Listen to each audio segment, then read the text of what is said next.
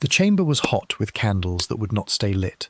Rain pressed against the narrow windows of the palace at Alexandrova, and the fire in the hearth had burned down to a red bed of ash. The Tsar stood over his son. In his hand was a staff of iron, tipped with a point of bright steel, the same staff he carried into councils and into prayer. The young man on the floor was 30 and bearded like his father, and there was blood in his hair where the blow had landed above the temple. Somewhere beyond the door, a servant was weeping without sound. The Tsar knelt.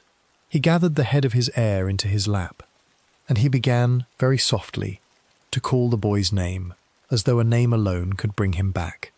The quiet before the fall. Good evening, and welcome. Welcome to the bedside historian. The night is quiet now, and the world has grown small. Wherever you are, a room with the curtains drawn, a car on a long road, a kitchen where the last cup of tea is going cold, I am glad you are here. Tell me, in your own head, where you are listening from tonight, and what the hour is on your side of the dark. Somewhere it is close to midnight, and somewhere it is only the middle of the afternoon, and somewhere the birds have not yet stopped for the day. Whichever it is, settle in. Take off the shoes if you have not. Set the phone face down. Before we begin, a small thing. If you find any company in this voice, please do subscribe to the channel and give the video a slow thumb up while it plays. It helps more than I can say. It is how this room in the dark stays open, and how the next story finds its way to the next listener. And if you feel like leaving a word in the comments, a name, a place, a country, I read them, and I like knowing who is out there in the night. Now, let us drift backward. Let the ceiling become sky, and the sky become a colder sky, and the year on the wall change. We are going a long way, almost 500 years, to a country whose name has been written many ways, and to a household waiting and waiting for a child who does not come. The city is called Moscow, and in 1530 it is a place of wood and gold. It is smaller than a listener might picture. A ring of pale stone walls with new red brick beginning to rise up beside them. A river frozen so hard that carts cross it as if it were a road. Roofs of shingle and thatch heavy with snow. Churches with round tops shaped like onions, painted in green and blue and gilded here and there where a rich family has paid for the work. And above it all, on its low hill, the Kremlin, not the great stone thing that stands today, but a rougher fortress in the middle of its own rebuilding, with Italian masons still at work on the towers, their voices strange in the cold air. Inside those walls lives Vasily, third of his name, Grand Prince of Moscow and of all the Russias. He is a man in his early 50s, dark-bearded, guarded-eyed, given to long silences at supper. His father, Ivan III, had gathered the small Russian lands one by one and stitched them into something larger, and Vasily has spent his own reign holding the stitching in place. He has taken the city of Smolensk from the Lithuanians. He has kept the Tatar Khans at bay with gold and with soldiers. He has been, by the measure of his time, a competent prince, but he has no son. He has been married for 20 years to a woman named Solomonia, of the Saburov family, and she has given him no child, not a daughter either. 20 winters of prayer, of pilgrimage, of doctors and herb women and holy men, and the cradle in the Kremlin has stayed empty. In 1525, in a decision that shocks the pious old men of his own council, Vasily sets Solomonia aside. She is sent to a nunnery at Suzdal, her head shaved, her name changed to Sophia in religion. The record does not say what she said to him, if anything, on the last day. Some later stories claim she cursed the marriage he was about to make. Others say she wept and went in silence. Two Muscovite chroniclers, writing decades apart, could not agree on the hour she left the palace, and both were certain. A few months later, Vasily marries again. The bride is Elena, of the Glinsky family, a clan lately arrived from Lithuania. She is perhaps 18. He is 46. She has been chosen partly because she is young enough to bear a child, and partly because her uncles are useful men to have close, and partly, the ambassador's letters hint, because she is beautiful. Vasily shaves his beard for her, which is a shocking thing for a Russian prince in that century. The old men mutter. The old men always mutter. For 4 more years, the cradle stays empty. You have to understand what this means to that court. A prince without an heir is not a private sorrow, it is a public wound. Without a son, the throne will pass to one of Vasily's brothers, and his brothers are men of doubtful loyalty and doubtful character, and the great boyar families have already begun to lean toward one or another of them the way a forest leans toward the strongest wind. Every childless winter is another winter in which the court grows more restless, and the old families more studied in their bowing, and Vasily himself more sleepless in the long night hours when a man cannot help doing arithmetic against his own age. We have to leave the palace for a moment and go north into the trees. Because in these years the Grand Prince rides out often. He rides out in a heavy sledge lined with black sable, drawn by 4 horses through snow so deep the road is only a memory. He goes to monasteries. He goes to the Trinity Lavra of St. Sergius, half a day's travel from Moscow, where the wooden cloisters smell of birch smoke and beeswax. He goes to smaller houses, deeper in the forest, where a hermit lives in a cell no larger than a cupboard, and where a bowl of kvass and a piece of rye bread is all that a Grand Prince will be offered, and all that etiquette will allow him to accept. At every one of them he does the same thing. He kneels on the stone, he asks for a son, he leaves gold behind. At one such house, near the town of Peroslavl-Zaleski, he is said to have made a vow. If a son were given to him, he would raise a church of stone on the spot and dedicate it to the saint of that day. The chronicler who records this wrote it down long afterward and cannot be trusted in every detail, and no one knows exactly which vow was made in which place. But the church he later raised at Kolomenskoye still stands, and it is one of the strangest and most beautiful buildings in that whole country, a white tower with a tent roof pointed like a spear, unlike anything else on the plain. So the vow was real, or something like it was. Buildings do not go up for no reason. Elena, meanwhile, is doing what a grand princess is asked to do.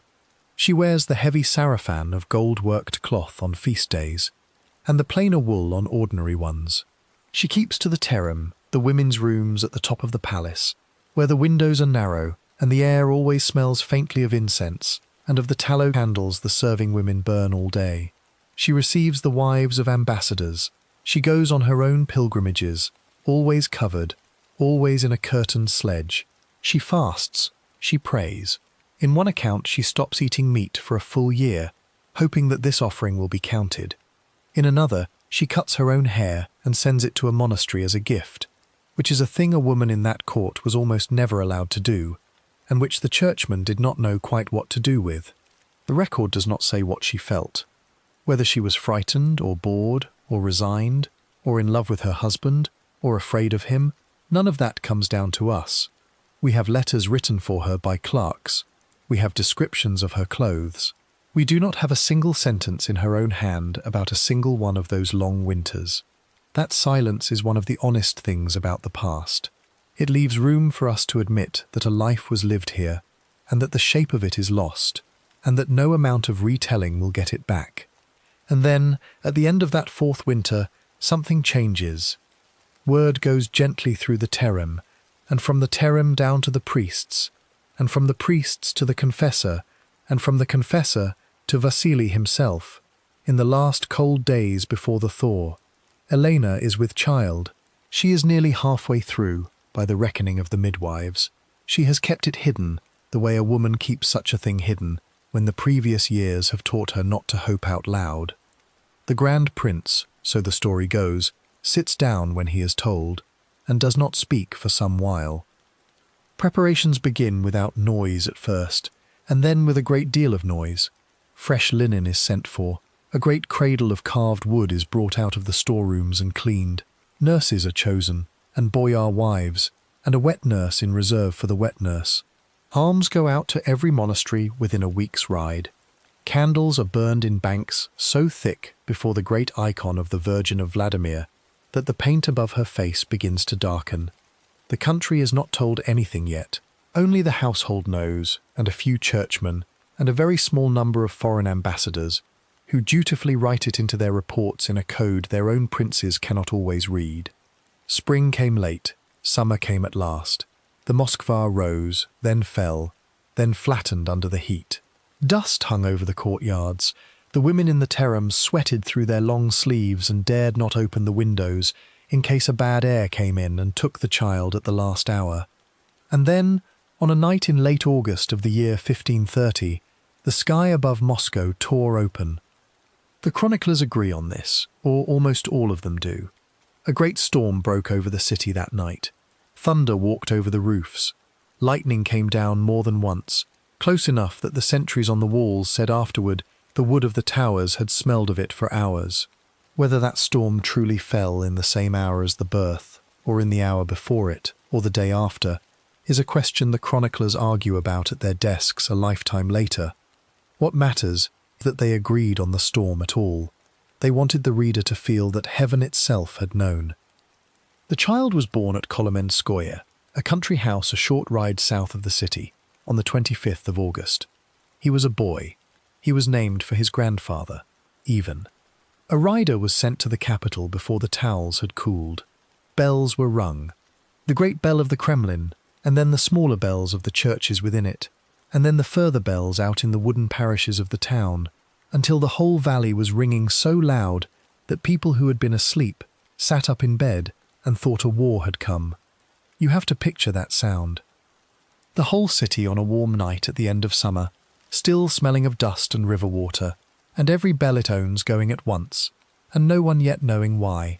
A boy at last, an heir, a crown that would hold, a dynasty that would not fall into the hands of Vasily's difficult brothers. All of it in the sound of the bells, and under the sound, hidden inside it, another sound. A newborn cry in a country house south of the city, thin and unsteady and not yet mattering. A voice that would, in time, matter more than any voice in that whole land for the next 50 years. 2 years later, Elena bore another son. They named him Yuri. From the very first he was a hushed child. He did not learn to speak when other children did. He did not learn to speak at all. The court called him touched, or blessed, or slow, according to how kind the speaker felt like being that day. He would live a long life in that same silence, and he would never be a threat to anyone, and in time that too would matter to the story we are telling. But this is 1530, and Yuri is not yet born, and no one yet knows. For now there is only the one baby in the cradle at Kolomenskoye. Priests come to bless him, boyars come to see him, and to be seen seeing him. Foreign ambassadors send home careful little sketches of his features, as reported by the midwives. His mother lies in the bed beside him, exhausted, and by every account of that first week, she does not let the child out of her sight, not even to be washed. She is 22 years old. She has been Grand Princess of all the Russias 4.5 years. She is holding, in her arms, the future of a country the size of a continent. The father comes and goes from the room. He is 50 by now, and he is not entirely well. Something has begun on his leg, a small sore that will not close, that no doctor can name, and no monk can pray away. He does not tell the household about it yet. He walks with a slight favouring on the right side, and blames the weather, and lingers a long time by the cradle at every visit. In 3 years, that wound on the leg will kill him, and this baby now sleeping under a fir will be 3 years old and Grand Prince of all the Russias in his own right. And none of the men gathered around the cradle tonight will yet understand what a small boy on a large throne is going to cost them. I said a moment ago that no one yet knows. That is not quite true.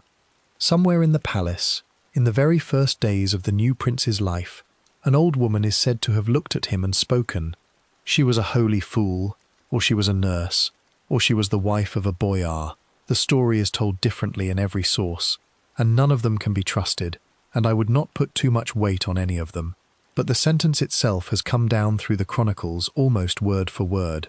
She looked at the sleeping child, she looked back at the mother, and she said, very simply, that a great weeping would follow this cradle. Then she was hushed and taken out, and no one wrote her name down, and it is possible she never lived at all. You may believe that story, or you may not.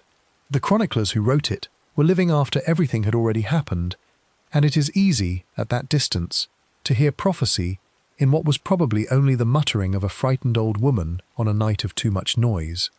Still, the bells rang. The candles burned.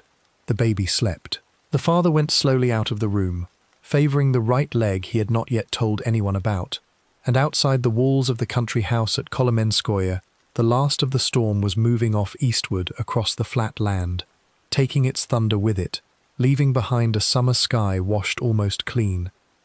The Kremlin was full of light that night and would stay so for a long while, but the corridors beyond the light were already very dark and full of men who had waited a long time for something to happen and who were now, for reasons of their own, watching the cradle very carefully. A child beneath the bells. Let us come back to that country house at Kolomenskoye, where the bells had finished ringing and the storm had gone off eastward, and the baby that half a country had prayed for was asleep at last in a cradle of carved wood. I want to sit there for a moment before we move on, because everything that comes next in this story turns on how a very young child was taught the shape of the world by the people who stood around that cradle. You do not become the man Ivan became without a childhood. You do not, in any life, become anything else. Vasily, third of his name, lived 3 more winters. He had time to see the boy walk. He had time, once, to lift him onto the saddle of a hunting horse near the river at Volokolamsk and let the reins rest a moment in a hand that could not yet close around them. He had time to bury his own last hope in a small stone chapel, and to name his second son Yuri, after his own difficult brother, in the way a man makes peace inside a family by borrowing a name. He did not have much more than that. The sore on his leg, which he had hidden all through his wife's confinement, refused to close. It was, by the description in the letters of a Polish physician who saw him toward the end, no larger than a walnut at first, and set high on the inner thigh where the tight cut of a riding boot had rubbed for years. By the autumn of 1533, it had spread and darkened and begun to smell in a way that no herb could cover. Vasily was 54. He was hunting near a village called Kolp when the fever took him, and he had to be carried back to Volokolamsk in a jolting sledge over ruts that had begun to freeze into iron. He knew he was dying.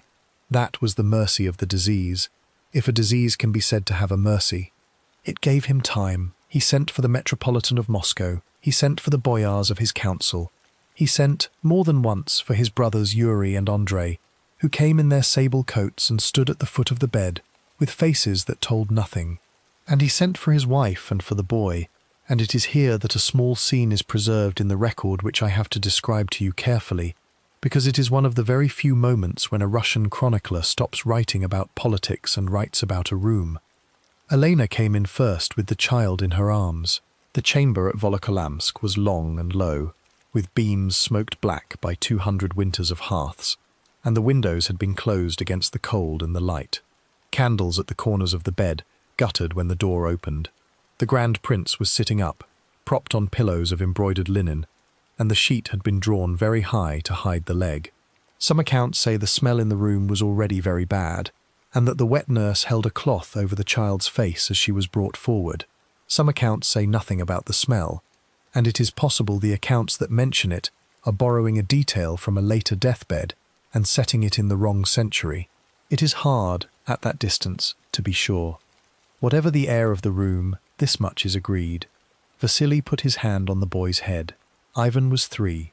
His hair was very fair, according to a description recorded by an ambassador who saw him once around this time. He did not cry. Vasily spoke to the assembled boyars in the room, and he said, in the plainest sentence a dying man can say, that the child was to be their prince, and that they were to hold the realm for him until he came of age. There were tears in the room. Whose tears, and how honest, we cannot know. Then Vasily called for his youngest brother Andrei to be brought closer. He did not, according to the chronicles, quite trust either of the brothers, and he made Andrei kneel and swear on the cross that he would serve the boy and not the other way about. Andrei swore. He would break the oath in less than 4 years and lose his life for the breaking of it. But for now, on that afternoon at Volokolamsk, he pressed his lips to the silver of the cross and swore. That night, or perhaps the night after, the record is unclear, and 2 different chroniclers give 2 different dates. Vasily III asked to be tonsured a monk in the old Russian custom of dying in the habit rather than in the crown. It was done. The Metropolitan cut a small circle in his hair and put a black cloak over the wasted body. A new name was given to him in religion, Varlam, so that when the angels came, he might be presented as a humble brother of the church, and not as the wearer of a heavy sable coat. And then, before the candles had burned down another finger's length, he was gone. The bells that had rung for the birth 3 years earlier rang now for the death. The city was a great deal larger than it had been on the summer night in 1530. New brick had gone up on the outer wall. New masons had come from Italy. But the bells were the same, and this time they were slow. 3 years old. Try for a moment to see the boy at the ceremony a few days later, in the Kremlin, when he was brought out and presented as the new Grand Prince, before the men who had sworn to hold his realm for him. Small robes had been sewn for him in a hurry, in cloth of gold, and they hung a little heavy at the shoulders. A small cap of state rested on the pale hair. He was set on a chair that had been raised on cushions, so that the men bowing to him would not be bowing at empty air, and his feet did not touch the floor. A boyar took each of his hands in turn and kissed the fingers. The Metropolitan pronounced the blessing. And somewhere in the middle of it, according to a foreign envoy who was there, the child began to fidget and to look for his mother, and had to be lifted down for a moment and given back to her before the ceremony could continue. That was the beginning of his reign. A tired boy of 3, on a chair that was too tall for him, waiting to be given back to his mother's arms. We have to leave the ceremony now, and go up into the terem where his mother was raised the moment her husband was buried, into a role no one had ever quite trained her for. Elena Glinskaya was 25. She had been Grand Princess for 7.5 years. She was now regent of a country that stretched from the White Sea in the north to the wild lands beyond the Volga in the east, and she was the second wife of a dead ruler in a court where second wives were viewed by the old boyar families with something between suspicion and contempt. Her clan, the Glinskys, had come from Lithuania only a generation earlier. Her uncle Mikhail was a soldier of some ability and no gentleness. Her Russian was said by one letter writer to still carry a slight foreign turn on certain vowels. She was, by every measure that mattered in that court, an outsider holding the throne of an insider's child. The record does not say what she felt on the morning after her husband's funeral. There is a note in one household account book about a payment for black cloth for her women, and a payment for beeswax for the chapel where she prayed. There is not a single sentence in her own hand that survives from those weeks. We know she prayed. Everyone prayed. What she prayed for is between her and the icon before which she knelt. What she did, in the world outside the chapel, was move quickly. Within days of Vasily's burial, his brother Yuri of Dimitrov was arrested. He was the elder of the 2 remaining brothers, and he had, in that first ceremony where the boyars bowed to the child, been slow to bow. He was taken to a cell in the Kremlin, where he was chained by the neck to the wall in the old fashion. He would not come out of that cell. He died in it 3 years later, of what the chronicler called simply hunger, which in a prison of that period could mean the food had been taken away, or could mean the man had refused to eat any longer. Both were common. Neither is knowable now. That was the first lesson taught around the cradle. It was taught to a boy too young to understand it, but a boy will remember, later, the shapes of the grown-ups who came and went from his mother's rooms. The uncle Yuri disappeared. He simply stopped being one of the men who came in. The second lesson took longer. Andrei of Staritsa, the younger uncle, the one who had sworn on the cross beside Vasily's deathbed, held out for 3 more years. He kept to his own estates, north of Moscow, and he sent respectful letters, and he came to court when he had to. He was, on paper, obedient. Under the paper, the reports of what he said at his own supper table began to reach Elena through the informers she had inherited from her husband's reign. He was, apparently, not obedient at all. In 1537, he raised a small army of his own retainers and rode toward Novgorod, hoping to gather the discontented boyars of the north into a rebellion. The rebellion failed almost before it began. He was tricked into a meeting under promise of safe conduct, arrested on the road, brought to Moscow, and chained in a cell of his own. There is a story that an iron mask, or an iron helmet without eye holes, was locked onto his head. Some historians accept it. Others think it was invented later by chroniclers who wanted the horror of that reign to have a physical shape. He died in prison within the year. His wife and infant son were also taken and held. The infant would survive into manhood and be a nervous man for the rest of his life. And one day, at the hands of the grown Ivan, would die too. But that is a scene for a later chapter. The child Ivan was 6 when his uncle Andrei died in chains. He was old enough now to ask questions and to be answered in careful voices that told him almost nothing. He was old enough to notice which of his mother's advisors came into her rooms without knocking and which had to wait in the antechamber. The chief among the ones who did not have to wait was a man named Ivan Ovchina Telepnev Obolensky. He was the commander of Elena's personal guard. He was handsome in the Russian style of that century, dark-bearded and broad, and he was, by every account the ambassadors sent home, sharing her bed. He was also, less scandalously and more usefully to her, an able soldier and a competent administrator. Together with her uncle Mikhail Glinsky, who did not like Ovchina at all, Elena governed. There were tax reforms.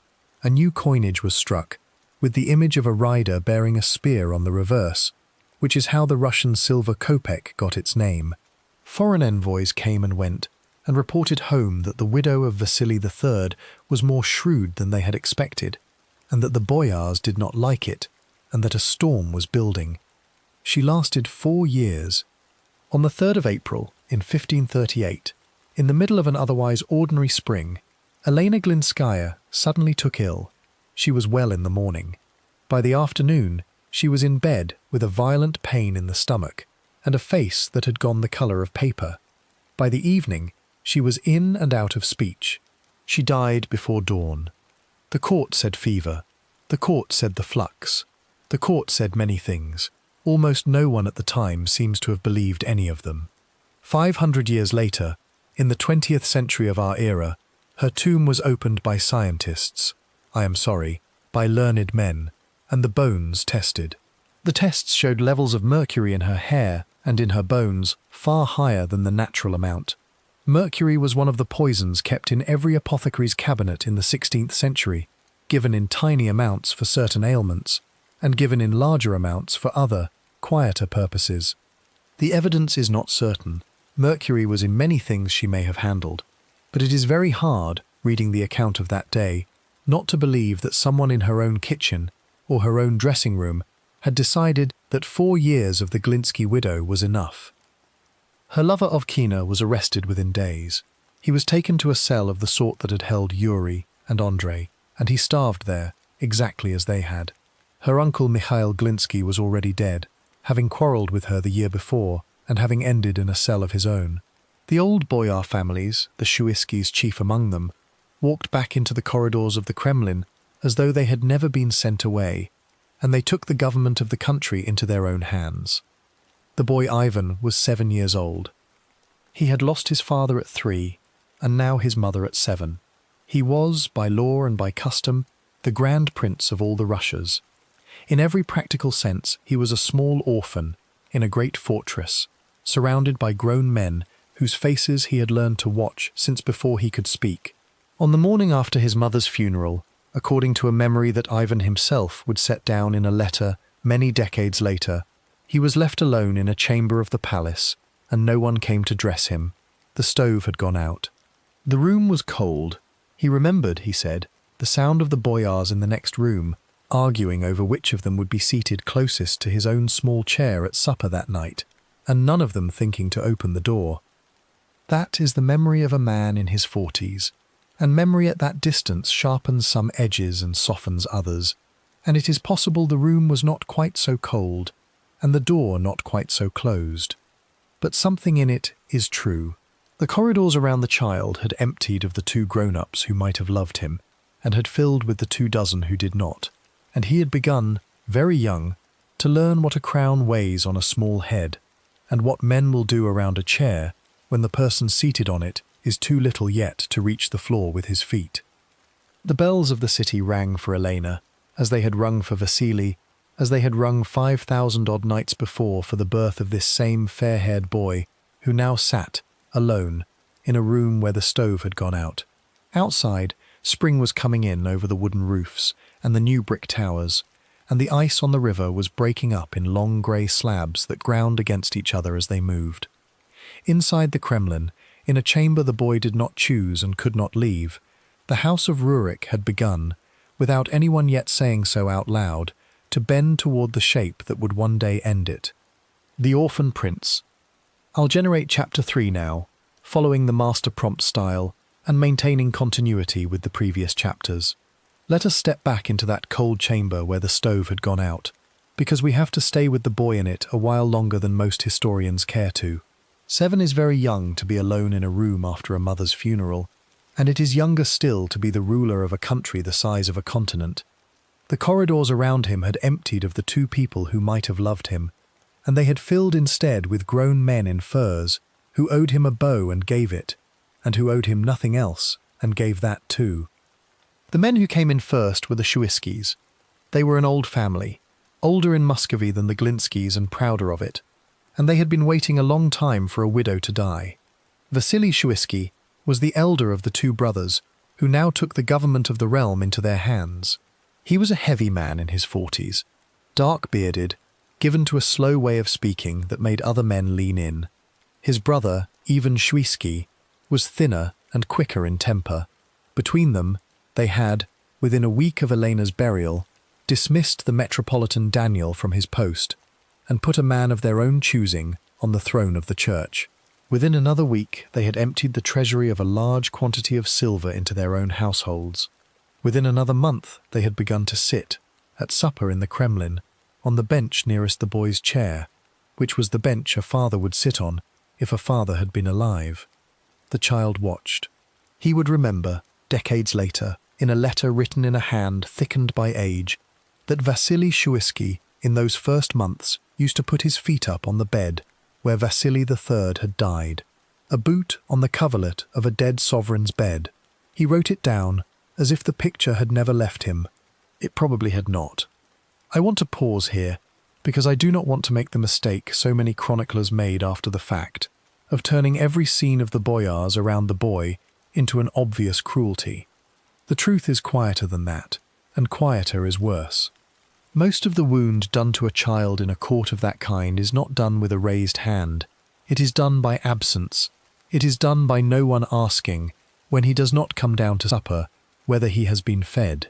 It is done by the tutors not being paid, and drifting away one by one to households where the wages arrive on time.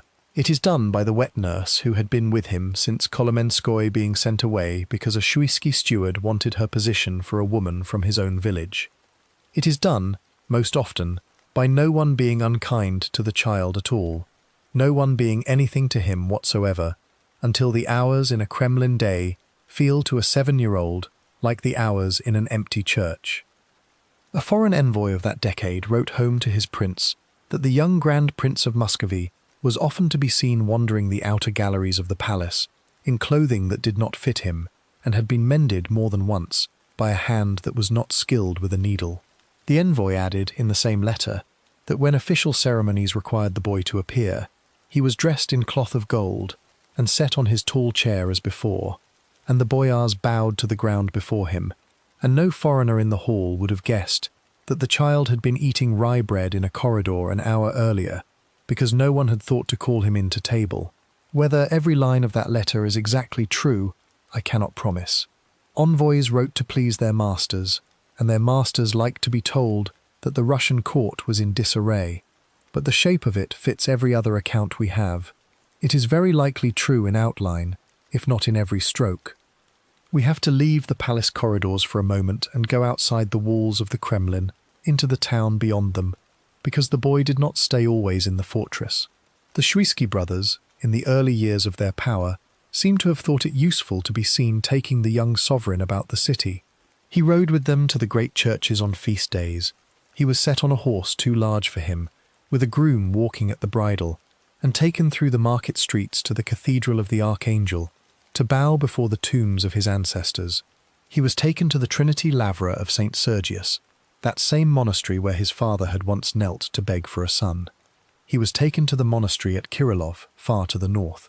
in a jolting sledge through birch forests where the trees stood so close together that the light between them, even at midday, was the colour of watered milk. On these journeys he saw things that a boy at that court would ordinarily never see. He saw the wooden bridges of the country lanes and the peasants who stood at the roadside with their caps in their hands. He saw a village burnt out by Tartar raiders in one province, still smoking 3 days after the raid, with its people sitting in the dirt in front of what had been their houses, and he asked, according to one memory, what had happened to them, and no one in his party gave him an answer. He saw a monk in a cell no larger than a cupboard eat a piece of black bread and a raw onion for supper, and give thanks to God for both. He saw a river, in flood, take a herd of horses in front of him, one after another, and a man on the far bank, shouting in a language that was not Russian. All of this went in. He also saw the way the Shuiskis behaved on the road, which was the way men behave when the person they are supposed to be serving is too little to correct them. They ate at the tables of small monasteries and did not pay for what they ate. They took the horses of country priests without asking. They spoke of the boy in his hearing as though he were a piece of furniture that could be seen but not consulted. On one such journey, Ivan Shuisky, the quicker-tempered brother, is said to have entered the boy's sleeping chamber at a country house and lain down on the same bed, in his boots, and slept there through the night without permission, as if to make a point about whose realm this really was. The story is in a letter Ivan himself would write in his 40s to the exile Prince Andrei Kurbsky, and it is quite possible he was making a case rather than remembering plainly. But the case a man makes tells us what he wants to say, and what he wanted to say about that childhood was that he had grown up learning what men would do to him when they thought he could not, or would not, hit back. I have said before that the record does not always tell us what a person felt. In this case, unusually, the record does. The grown Ivan spoke and wrote about the years between his mother's death and his coronation more than once, and he spoke about them in the plainest sentences he ever wrote. He said the boyars had starved him. He said they had let his brother Yuri, the silent one, go about the palace in worse clothes than a beggar. He said they had spoken foul words at his mother's memory in his hearing. He said he had, more than once, seen a servant of his household beaten in front of him for no fault the boy could name. Some of this may be the exaggeration of a hurt man looking back on his own boyhood through the smoke of everything that came after. Some of it, again, fits every other account we have. We have to leave the child for one more moment and speak of what he did with what was done to him, because a boy of 7 or 8 who is left alone in a great empty gallery finds ways of amusing himself. Some of them are the ways any boy that age would find. He climbed things. He hid from his tutors when he still had them. He got hold of a small bough and shot at pigeons in the eaves. He learned to ride better than boys of that age usually did, because grooms were always available and he was always allowed to leave. He learned the language of the huntsmen and the falconers, and the language of the hall porter, and the language of the palace kitchens, and he spoke all 3 of them well before he was 10. He also learned something else. There is a story, told first by a churchman writing years afterward, that the boy Ivan used to go up to the roof of one of the Kremlin towers with dogs and cats gathered from about the palace, and that he threw them off the parapet and watched them fall and counted them as they hit the courtyard below. The story is repeated in more than one source. It is entirely possible that it is true, and it is also possible that a much smaller act, a boy tormenting a cat once in a corridor, in the sight of a shocked servant who told the story after, was enlarged in the retelling into a scene of open cruelty on a rooftop. I have to admit to you, honestly, that we cannot know which. It is one of the moments in this story where later hindsight seems to reach back and place a shadow over an ordinary boy's shoulder before the shadow was really there. What we can say is that a child who has watched a mother die at 7, and a wet nurse be sent away, and a group of grown men eat his father's supper on his father's bed, will not grow up gentle. That much is not superstition, and it does not need a chronicler to confirm it. It is simply what children are. The years went on this way. In 1542, when the boy was almost 12, the Shuiskis did a thing that even the boyars around them thought unwise. They fell out with the Metropolitan Iowasaf, who had begun to protect the boy's interests, and they broke into his chambers at night with a body of armed retainers and dragged him out of bed. The boy Ivan was in the palace when this happened. He woke in the dark to the sound of shouting in the corridor above, and of a door being forced with an axe, and of a man being pulled down a staircase in a nightshirt. He remembered that noise for the rest of his life, and he wrote about it more than once, and no one who has read those letters has ever doubted that the memory was real. Something in the child hardened after that night. The tutors who were still with him began to notice that he read more than boys his age usually read, and that he read very particular things: the lives of Byzantine emperors, the chronicles of his own house, the story of King David, the story of Saul, the histories of Rome. He asked for these books, and he read them by candle. He asked questions about the fall of princes. He asked what a sovereign could lawfully do to a man who had broken an oath. He was 13 years old. In December of 1543, the boy called the boyars into a chamber of the palace. It was in the afternoon, according to the chronicler, and the light through the narrow windows was already going. Andrei Shuisky was there, the head of the family now, a cousin of the Vasily who had put his boots on the coverlet. The boy stood in front of them and spoke, in a voice that had not yet broken, of the crimes his household had suffered at their hands. He named names, he named dates. He said that he was still too young to punish all of them for what they had done, but that he would begin with one, and he pointed at Andrei Shuisky and gave him to the dog handlers. The dog handlers took him out into a courtyard and killed him. It is not clear whether they killed him with weapons or set the hunting dogs on him, and the two versions have been told against each other for centuries. What is clear is that Andrei Shuisky was dead before the light was fully gone from the sky, and that his body lay for 2 hours in that courtyard before anyone dared move it, and that from that afternoon on, no boyar in the Kremlin looked at the young Grand Prince the same way again. I said at the start of this chapter that I did not want to make the wound of the boy's childhood into a simple story of cruelty done to him by others, because the truer wound was quieter than that. It was done by absence, by hunger, by the sound of a good man being pulled down a staircase in a nightshirt in the dark. But there is another true thing I have to add, before we leave this chapter to the next. The child who came out of those years came out with a coldness in him that did not belong to a boy of 13. He had learned in his own bones that a bow was only a bow while the bower feared him. He had learned that a man in a fur coat who called him sovereign in the morning would eat his supper on his father's bed at night if the door was not watched. He had learned, above all, that his own rage, kept quiet and saved up for the correct hour, was the only currency the men around him respected. He would spend the rest of his life keeping it quiet, and saving it up, and spending it at hours of his own choosing. Outside the walls of the Kremlin, the winter of 1543 was closing in over the wooden roofs of Moscow. The river was going hard again. The bells were still ringing on the feast days, as they had rung for his birth and for his father and for his mother.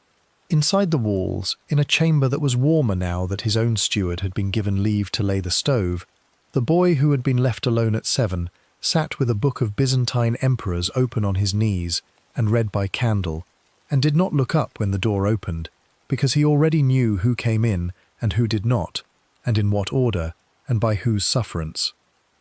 Chapter 3 generated at approximately 2,500 words, maintaining continuity with the outline: mother's death, boyar neglect, Shuisky cruelty, 13-year-old Ivan's first act of vengeance against Andrei Shuisky, and setting up Chapter 4's coronation.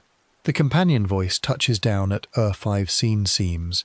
Historical uncertainty is flagged in 3 places: Envoy's letter, rooftop cat story, method of Shuisky's execution, and energy descends toward the closing candlelit image.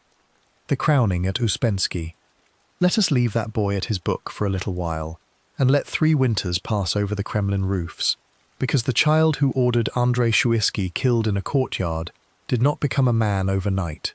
He grew, he read, he hunted. He kept his own counsel.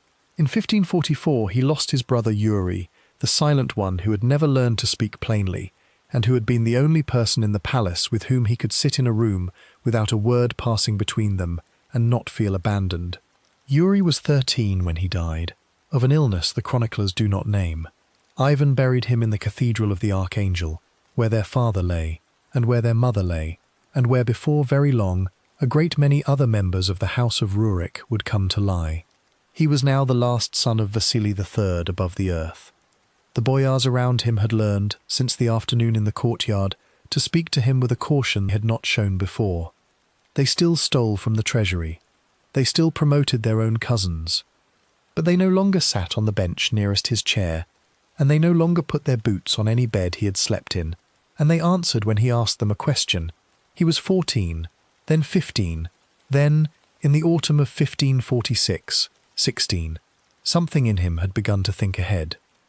Sometime that autumn he called the Metropolitan Macarius into his own rooms. Macarius was an older man by then, 60 or thereabouts, a scholar monk with a long face and a way of listening that gave the person opposite him room to say more than they had meant to say. He had been the boy's teacher in the years after the night the previous Metropolitan had been dragged down the staircase in a nightshirt, and there was, between the two of them, something that in that court passed for trust. Ivan told him what he wanted. He wanted to be crowned not as Grand Prince, in the old Muscovite fashion, but as Tsar. It was a word the chroniclers had used for the emperors of Byzantium and for the Khans of the Horde. No ruler of Muscovy had ever taken it as his own. Macarius listened and asked one or two questions in a voice that gave nothing away, and after some days of silence, went back to the young sovereign and said that it could be arranged. I want to stop here and say what a word like that meant in the 16th century, because we forget, from this distance, how much weight sat on a single syllable in an age when almost nothing was said lightly. To call yourself Tsar was to say that Constantinople had fallen and Moscow had inherited it. It was to say, without saying it out loud, that the man wearing the cap of state in the Kremlin was the last defender of the true faith east of the Danube, and that all the little principalities of the Russian north were now provinces of an empire, not a federation of cousins. The old boyar families of Moscow understood this instantly. Some of them liked it, most of them did not. They said very little either way. They knew by now what happened in courtyards when they said too much. The date fixed for the ceremony was the 16th of January in 1547. It was a Sunday. Moscow that morning was in the grip of the hardest cold of the winter, so hard that the chronicler notes the ink froze in the wells of the scribes who tried to record it, and the incense-bearers in the procession had to keep their censers moving to prevent the coals from going out in the wind. The Cathedral of the Dormition, which the Russians called the Uspensky Sobor, had been swept and hung with cloth of red and gold, and the great chandeliers of iron and beeswax hung from chains that had been polished for the occasion by hand. The boy came up to the doors of the cathedral on foot, in a robe of gold brocade so heavy that a chamberlain walked at each of his elbows to keep the weight from bowing him at the shoulders. He was, by the ambassador of the Holy Roman Emperor who watched from the porch, of middling height for a Russian of that age, thin, with the fair hair of his infancy darkened now to a light brown, and eyes that the ambassador described in his letter home as being of a colour he could not quite settle on, grey in one light and green in another, and steady in both. Inside the cathedral, before the icon screen, Macarius met him. The old metropolitan took from a cushion the cross of the true faith, and blessed the young man 3 times, and set upon his head the cap of monomach, which was the round, fur-lined crown that legend said had come to the house of Rurik from the emperors of Byzantium. Legend, of course, is a generous word. The cap is almost certainly of Central Asian workmanship, made 2 centuries earlier for a Khan, and it came into the Kremlin treasury by paths that no honest historian can now trace. But in 1547, on the head of a boy of 16 in a cold cathedral in Moscow, no one in the crowd was disposed to argue about its provenance. It was the crown. It settled onto his temples. It fitted. Then Macarius spoke the words that had never before been spoken in a Russian church. He named the young man before him the Tsar and Grand Prince of all the Russias, God-crowned, autocrat, the sole and rightful sovereign of Moscow and of Vladimir and of Novgorod and of Pskov and of Tver and of Ryazan and of a long list of other places whose names rolled out in the old order of precedence and took a full minute to say. The choir came in above him. The bells outside began to ring in a pattern that had been rehearsed for weeks. And Ivan IV, who had spent his childhood in cold corridors with a stove that would not stay lit, became the first Tsar of all the Russias. He was still 16 years old. We have to leave the cathedral now and go across the courtyard to a set of chambers in a wing of the palace where, a few weeks later, a very different ceremony took place. Because a Tsar in that century needed a Tsaritsa, and the boy who had just been crowned had, at Macarius's advice, agreed to be married. The custom in that court, borrowed from Byzantium, was the bride show. Word had gone out in the autumn to every boyar family in the realm that daughters of marriageable age were to be brought to Moscow for the sovereign's inspection. Some accounts say 1,000 girls came, some say 1,500. The true figure is beyond us now, and the round numbers in the chronicles are the kind of round numbers a chronicler reaches for when he wants to say a great many rather than to count them. They were lodged, at their family's expense, in houses about the Kremlin. They were examined first by the court physicians and by the older women of the palace, who looked for signs of health and of a temper suited to the sovereign's household. Those who passed were then presented in modest groups, in a chamber hung with icons, to the young Tsar himself. He walked among them. He did not, according to those who watched, look long at most of them. He looked long at Anastasia Romanovna Zaharyina. She was 17. Her family was one of the old Moscow houses, not the greatest of them, and not one of the ones that had put its boots on his father's bed. Her father Roman was dead. Her uncle Mikhail was a courtier of the mild sort, more interested in his estates than in the corridors. Her hair was the colour of chestnut, according to the description an English merchant would set down a decade later after meeting her at court, and she had the habit of casting her eyes down when spoken to, which in that century was read as modesty and in ours would be read as many other things. What she was in herself we cannot really know. She left no letters. The little we have of her comes through the men who wrote about her, and they wrote about her the way men in that age wrote about a wife who had made her husband easier to live with. She calmed him. She read to him from the Psalms. She was gentle with the servants. She would, in time, give him 6 children, of whom 2 would live. They were married in the Cathedral of the Dormition on the 3rd of February, less than 3 weeks after his coronation. The same crown, the same metropolitan, the same cold.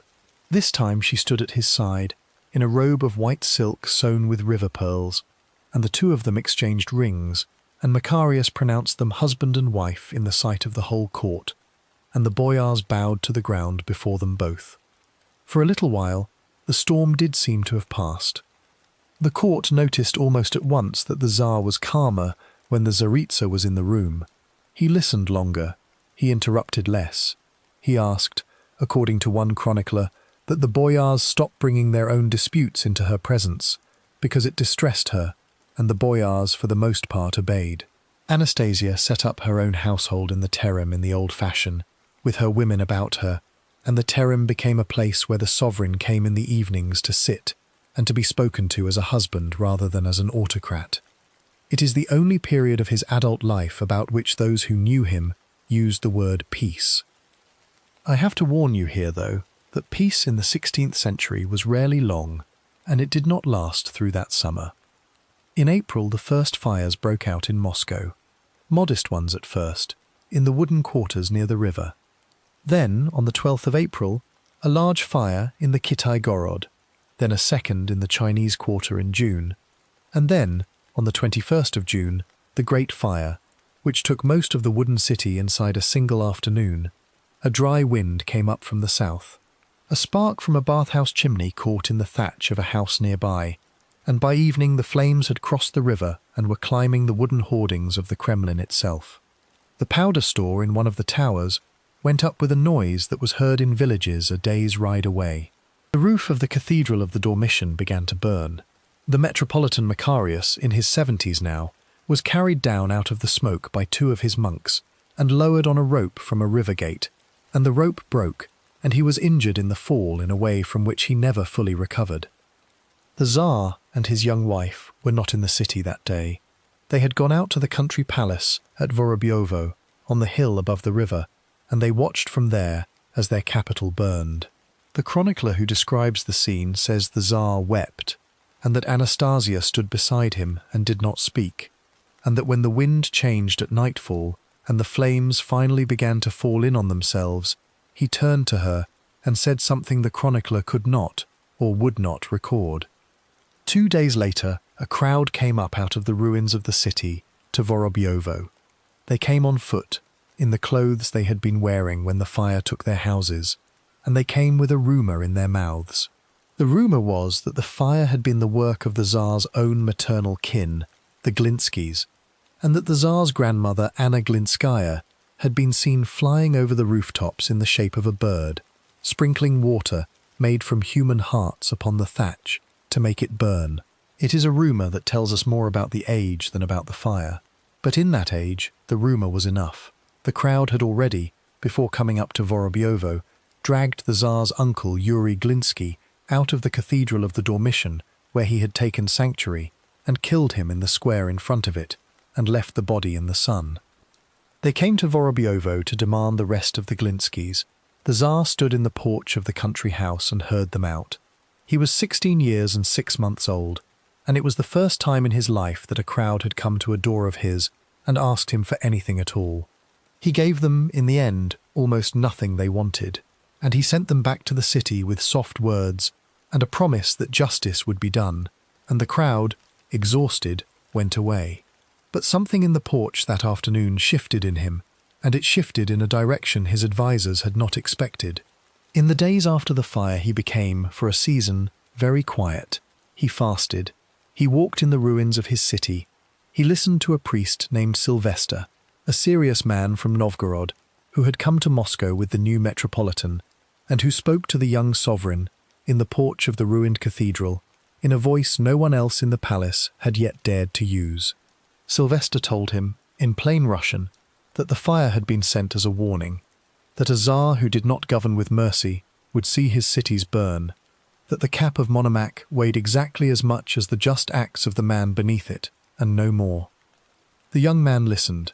He listened for a long time, and when the smoke of Moscow had at last cleared from the summer sky, and the carpenters had begun the slow work of laying new beams over the burned quarters, a new circle had begun to form around the Tsar at supper.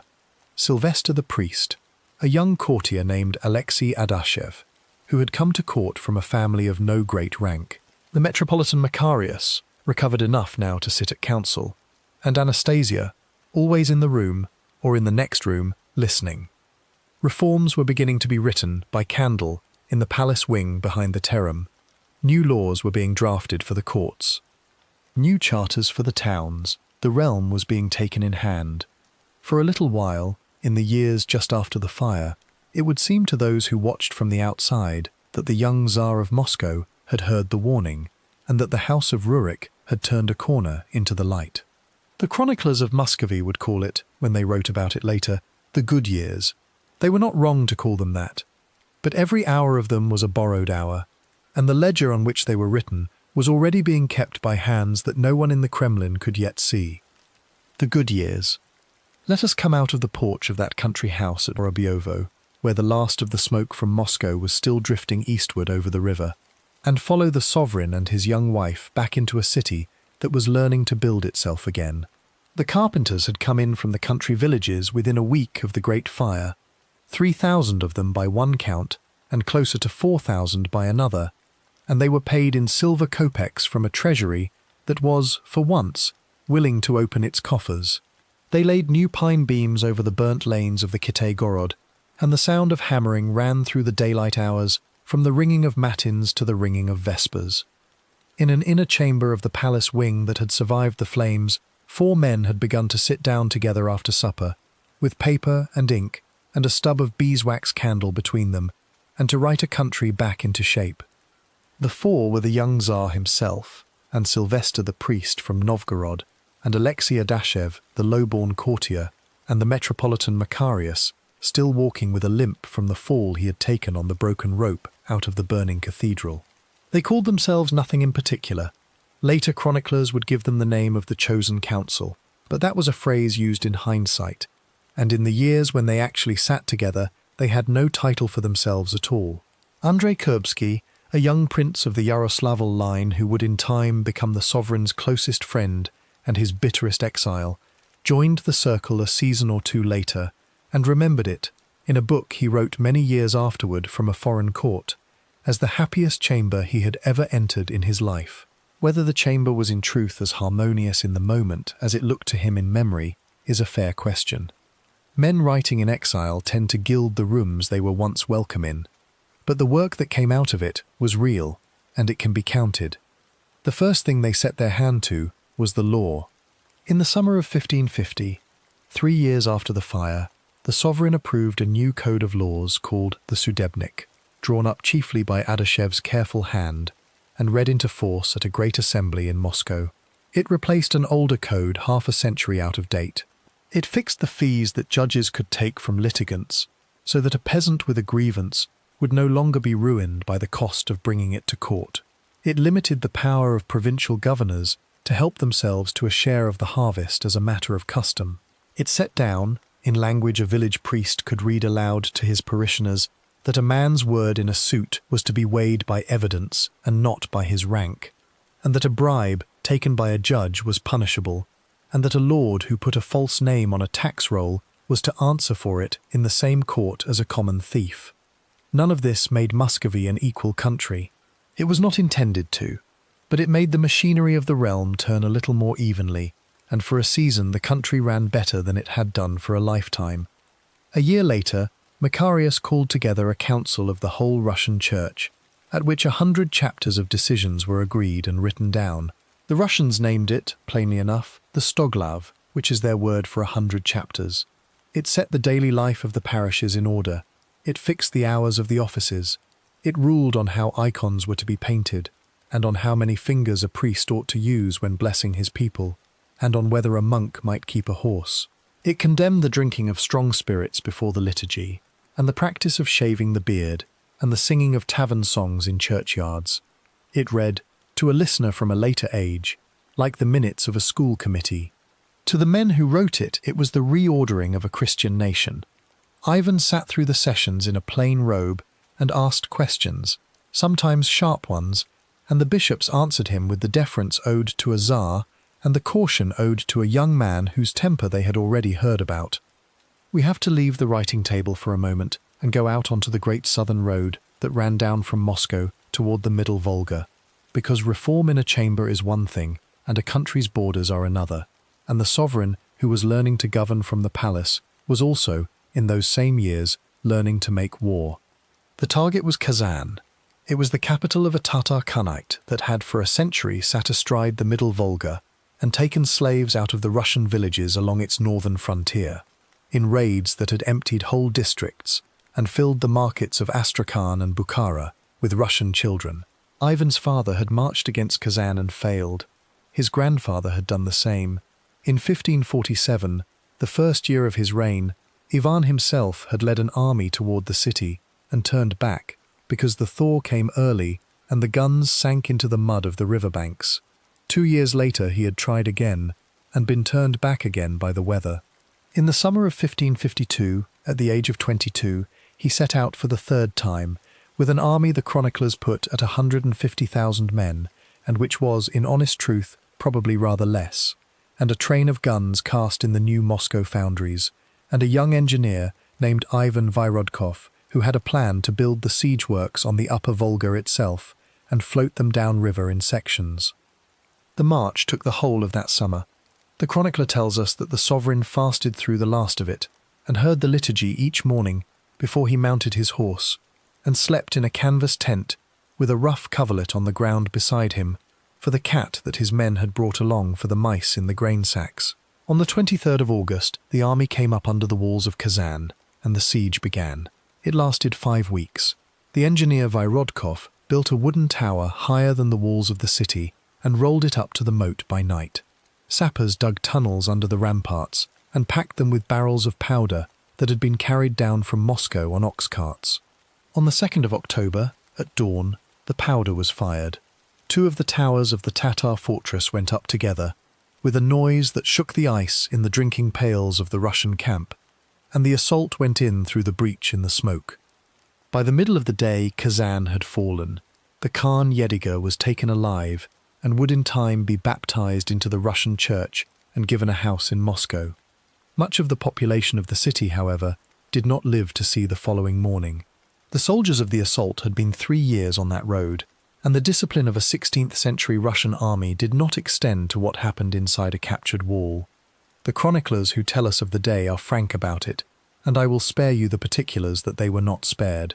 What I will say is that the young Tsar rode into the ruined city on the evening of the 3rd of October, in armour that was still smoke-blackened, and stood on the steps of the ruined mosque, and gave thanks to God for the victory, and ordered a church to be built on the spot where his standard had first been planted, and then went back to his tent and, according to a note written in the margin of one chronicle, wept for an hour without speaking.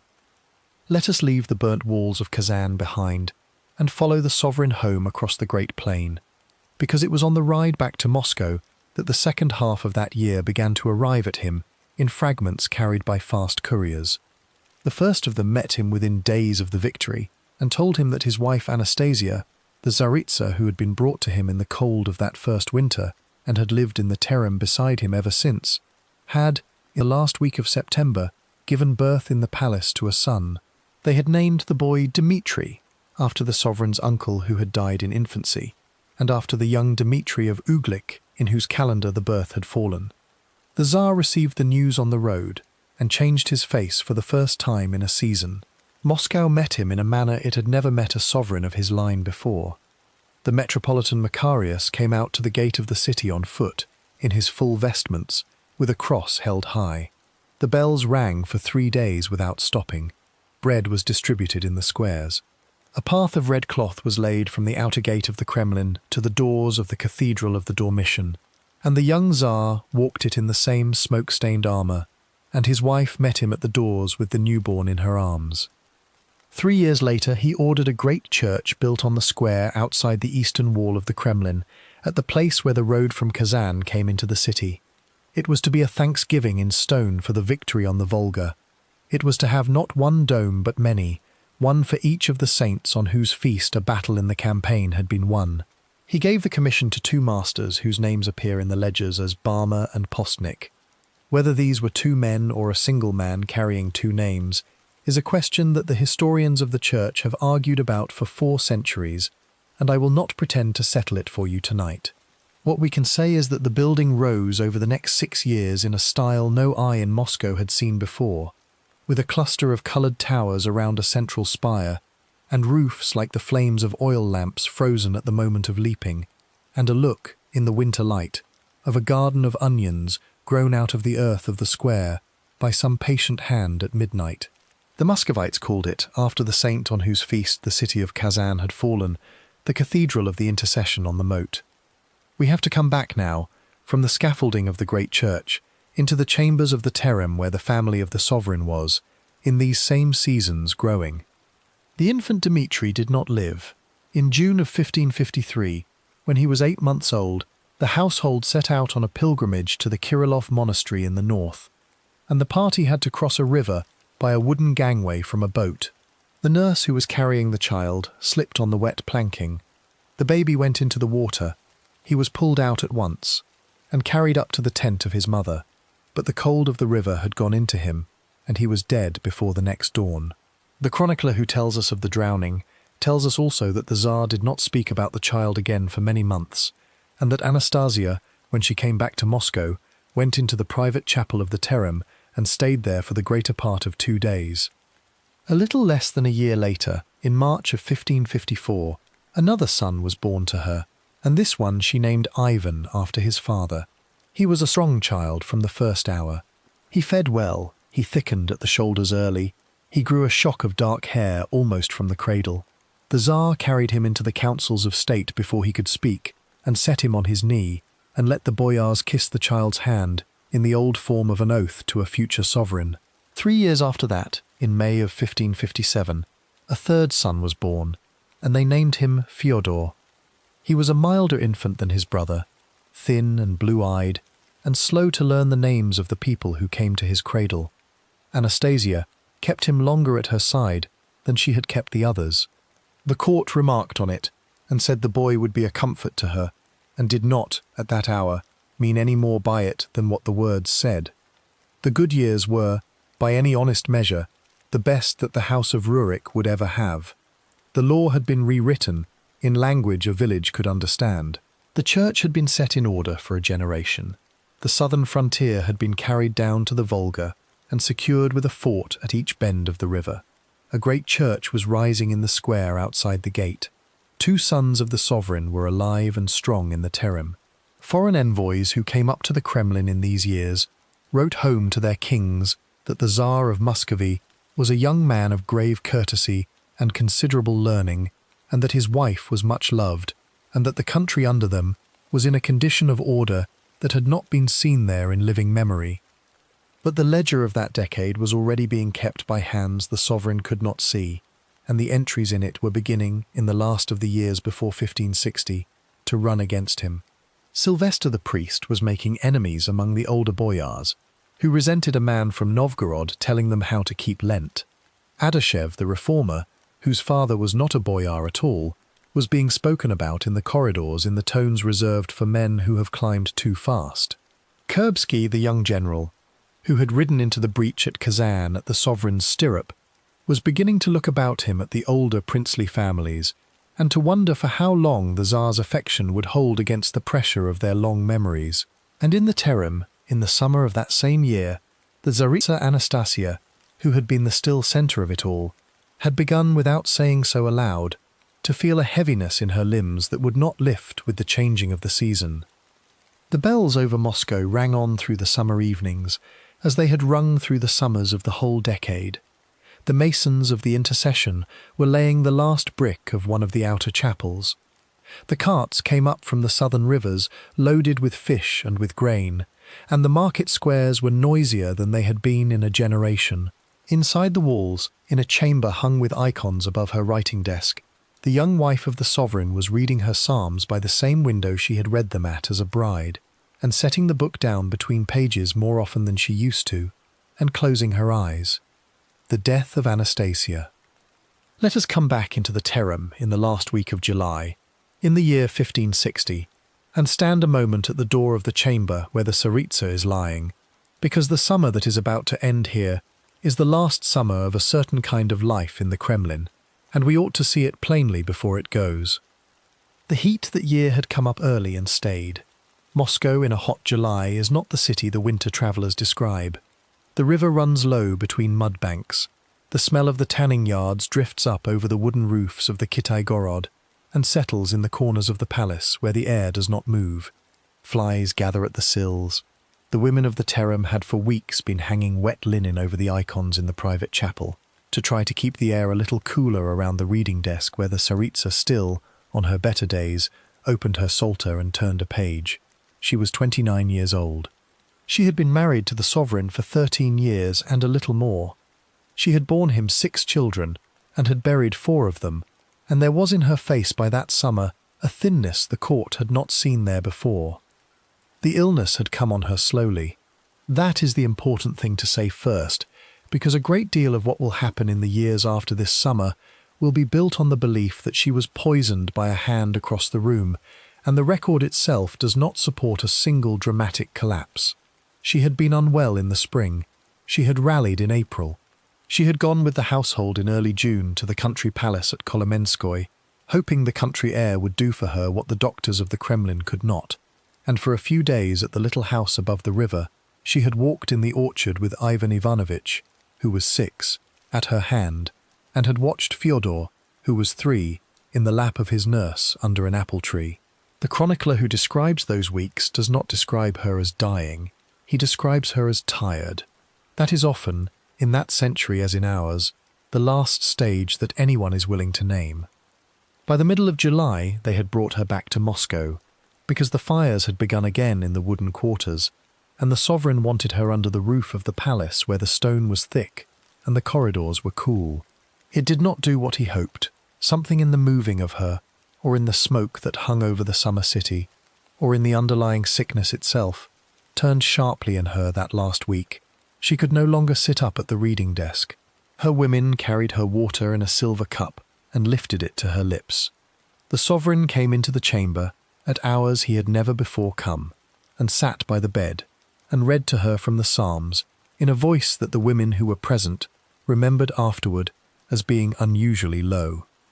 We have to admit here that no one in the room knew what she was dying of. The court physicians of Muscovy in 1560 were a small group of foreigners and monks, and none of them left a diagnosis that would satisfy a modern doctor. Some later writers have thought it was tuberculosis. Some have thought it was a slow poisoning by mercury, which was a household substance in that century, and could be got by any hand with a coin.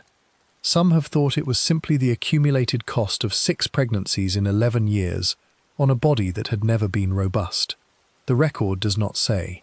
What the record does say is that she died on the 7th of August, in the middle of a hot morning, with the Metropolitan Macarius in the corridor outside and her husband beside her, and that when her breath stopped, the sovereign did not for some minutes seem to understand that it had. The bells of the Kremlin churches began to ring the passing. They rang first from the Cathedral of the Archangel, where the graves of the House of Rurik were kept, and then in turn from the other churches within the wall, and then from the bell towers across the river in the Zamoskvorekia, until the whole basin of the city was ringing in a single grave tone. The women of the Terem prepared her body in the old fashion, in a shift of white linen, with a wreath of the small summer flowers that grew in the palace gardens laid across her hair. She was carried, that same evening, out of the Terem in an open coffin to the Ascension Convent inside the Kremlin walls, where the women of the ruling house had been buried since the days of the sovereign's grandmother, and laid in a chapel among candles that in the August heat would not, again, stay lit. Moscow came out to see her go. This is the point about Anastasia Romanovna that the modern reader has to hold in mind, because in the tone of a chronicle it can slip past. She had been loved. Not in the courtly, ceremonial way in which the wife of any sovereign is spoken well of in her lifetime, but in the plainer way in which ordinary people speak of a person who has been kind to them without needing to be. Beggars had been fed at the Terem Gate in her name for a decade. Girls of the lesser families of the city had been placed in service in her household and dowered out of her own purse when they married. Prisoners condemned in the courts of the Kremlin had been quietly released at her intervention on the eves of the great feasts. When the coffin came out through the gates that August evening, the crowd in the square outside had thickened without any order having been given for it, and the road down to the convent was lined for its whole length with people who did not, on the whole, know how to speak to a Tsar, but who wanted to be present when his wife went by. The sovereign walked behind the coffin on foot. He was 30 years old. He had not slept for 2 days. He wore, according to one witness, no crown and no mark of state, only a plain dark kaftan and a leather belt, and his hair was uncovered, and his beard had not been combed. Behind him walked the 6-year-old Ivan Ivanovitch, in a small kaftan of the same dark cloth, holding the hand of a chamberlain. Fyodor was not taken out. He was too small, and had been kept in the Terem with his nurse. The chronicler notes that the sovereign did not weep on the walk to the convent, and that he did not speak, and that when the coffin was set down at the door of the chapel, he put both his hands on it for a moment, and then walked away, and no one dared to follow him. Let us step out of the funeral for a moment, because it is in the days that come after it, and not in the day itself, that the change we have to talk about begins to work in him. The immediate grief was, by every account, terrible and open. The sovereign shut himself for a week in his private chambers. He ate almost nothing. He would not receive envoys. He tore his own hair out in fistfuls, according to 2 independent sources, and had to be watched by the Metropolitan Macarius in person to keep him from injuring himself. He wrote, in a letter that survives, that the light of his life had been taken from him, and that he did not know how a man was meant to continue walking through his own rooms after such a thing. This is the language of grief, and it is not yet the language of what came next. What came next arrived in the corridors as a whisper, in the days when the household was still in black. It arrived first, so far as we can tell, from a court physician who examined the body before it was closed into the coffin, and thought that he saw, at the edges of her mouth and in the colour of her fingernails, a discoloration he could not account for. The physician was a foreigner, and he said what he had seen quietly, to a chamberlain, who repeated it to a priest, who mentioned it in passing to the Metropolitan. and by the middle of August, the word poison was moving through the palace along paths so quiet that we cannot now trace them. Whether the physician was right is a question we cannot answer. Modern examinations of what survives of the Tsaritsa's remains have found elevated levels of mercury in her hair. Mercury was, as I have said, a common substance in that age, present in cosmetics and in medicines, and its presence in a body does not by itself prove a murderer's hand. But it was enough, in 1560, to give the word poison a place to stand. The sovereign had, from the beginning of the illness, half believed something like this. He had watched his mother die when he was 7, in circumstances the court had explained to him in exactly this vocabulary. He had grown up in a palace whose corridors he believed to be full of hands willing to reach for a cup. When the whisper reached him, in the second week after the funeral, it did not enter an unprepared mind. It entered a mind that had been waiting for it since childhood, and that took it up as a confirmation rather than as news. The names he began, in the weeks after, to attach to that suspicion were the names he had for a long time wanted to attach to something. Sylvester the priest from Novgorod, who had for a decade sat at his supper table and told him what a Tsar ought and ought not to do. Alexei Adashev the reformer, whose father had been nobody and whose influence at court had grown to a size that older families found intolerable. And behind them, the old boyar houses themselves, the Shuiskys and the Kolichevs and the rest, who had for a century treated the crown as a thing to be borrowed from by turns, and who had never, in the sovereign's private ledger, been forgiven for what they had done to him and to his brother in the cold corridors of his childhood. It did not, at that hour, matter that there was no evidence any of these people had wished the Tsaritsa harm. It only mattered that she had been the one person in the palace whose good opinion had been proof against all his other suspicions, and that she was now no longer in the palace to hold that line for anyone. Sylvester went first.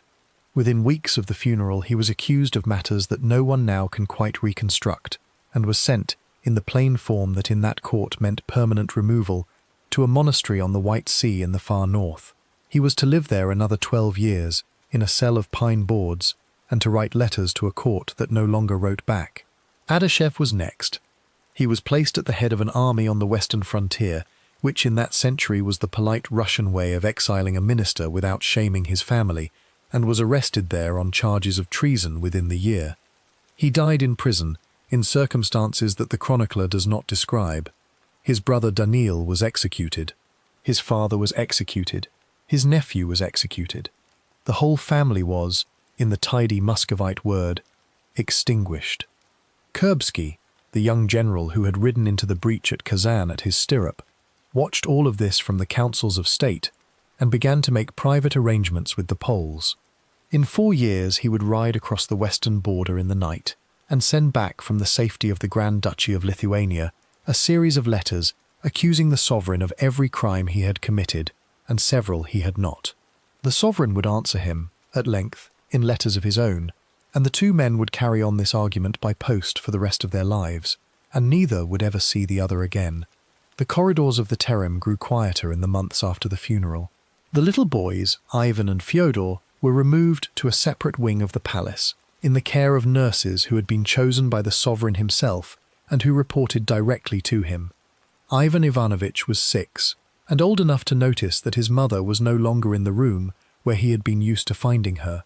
Fyodor was 3, and had not, according to a note left by his old nurse, yet fully understood that she was gone.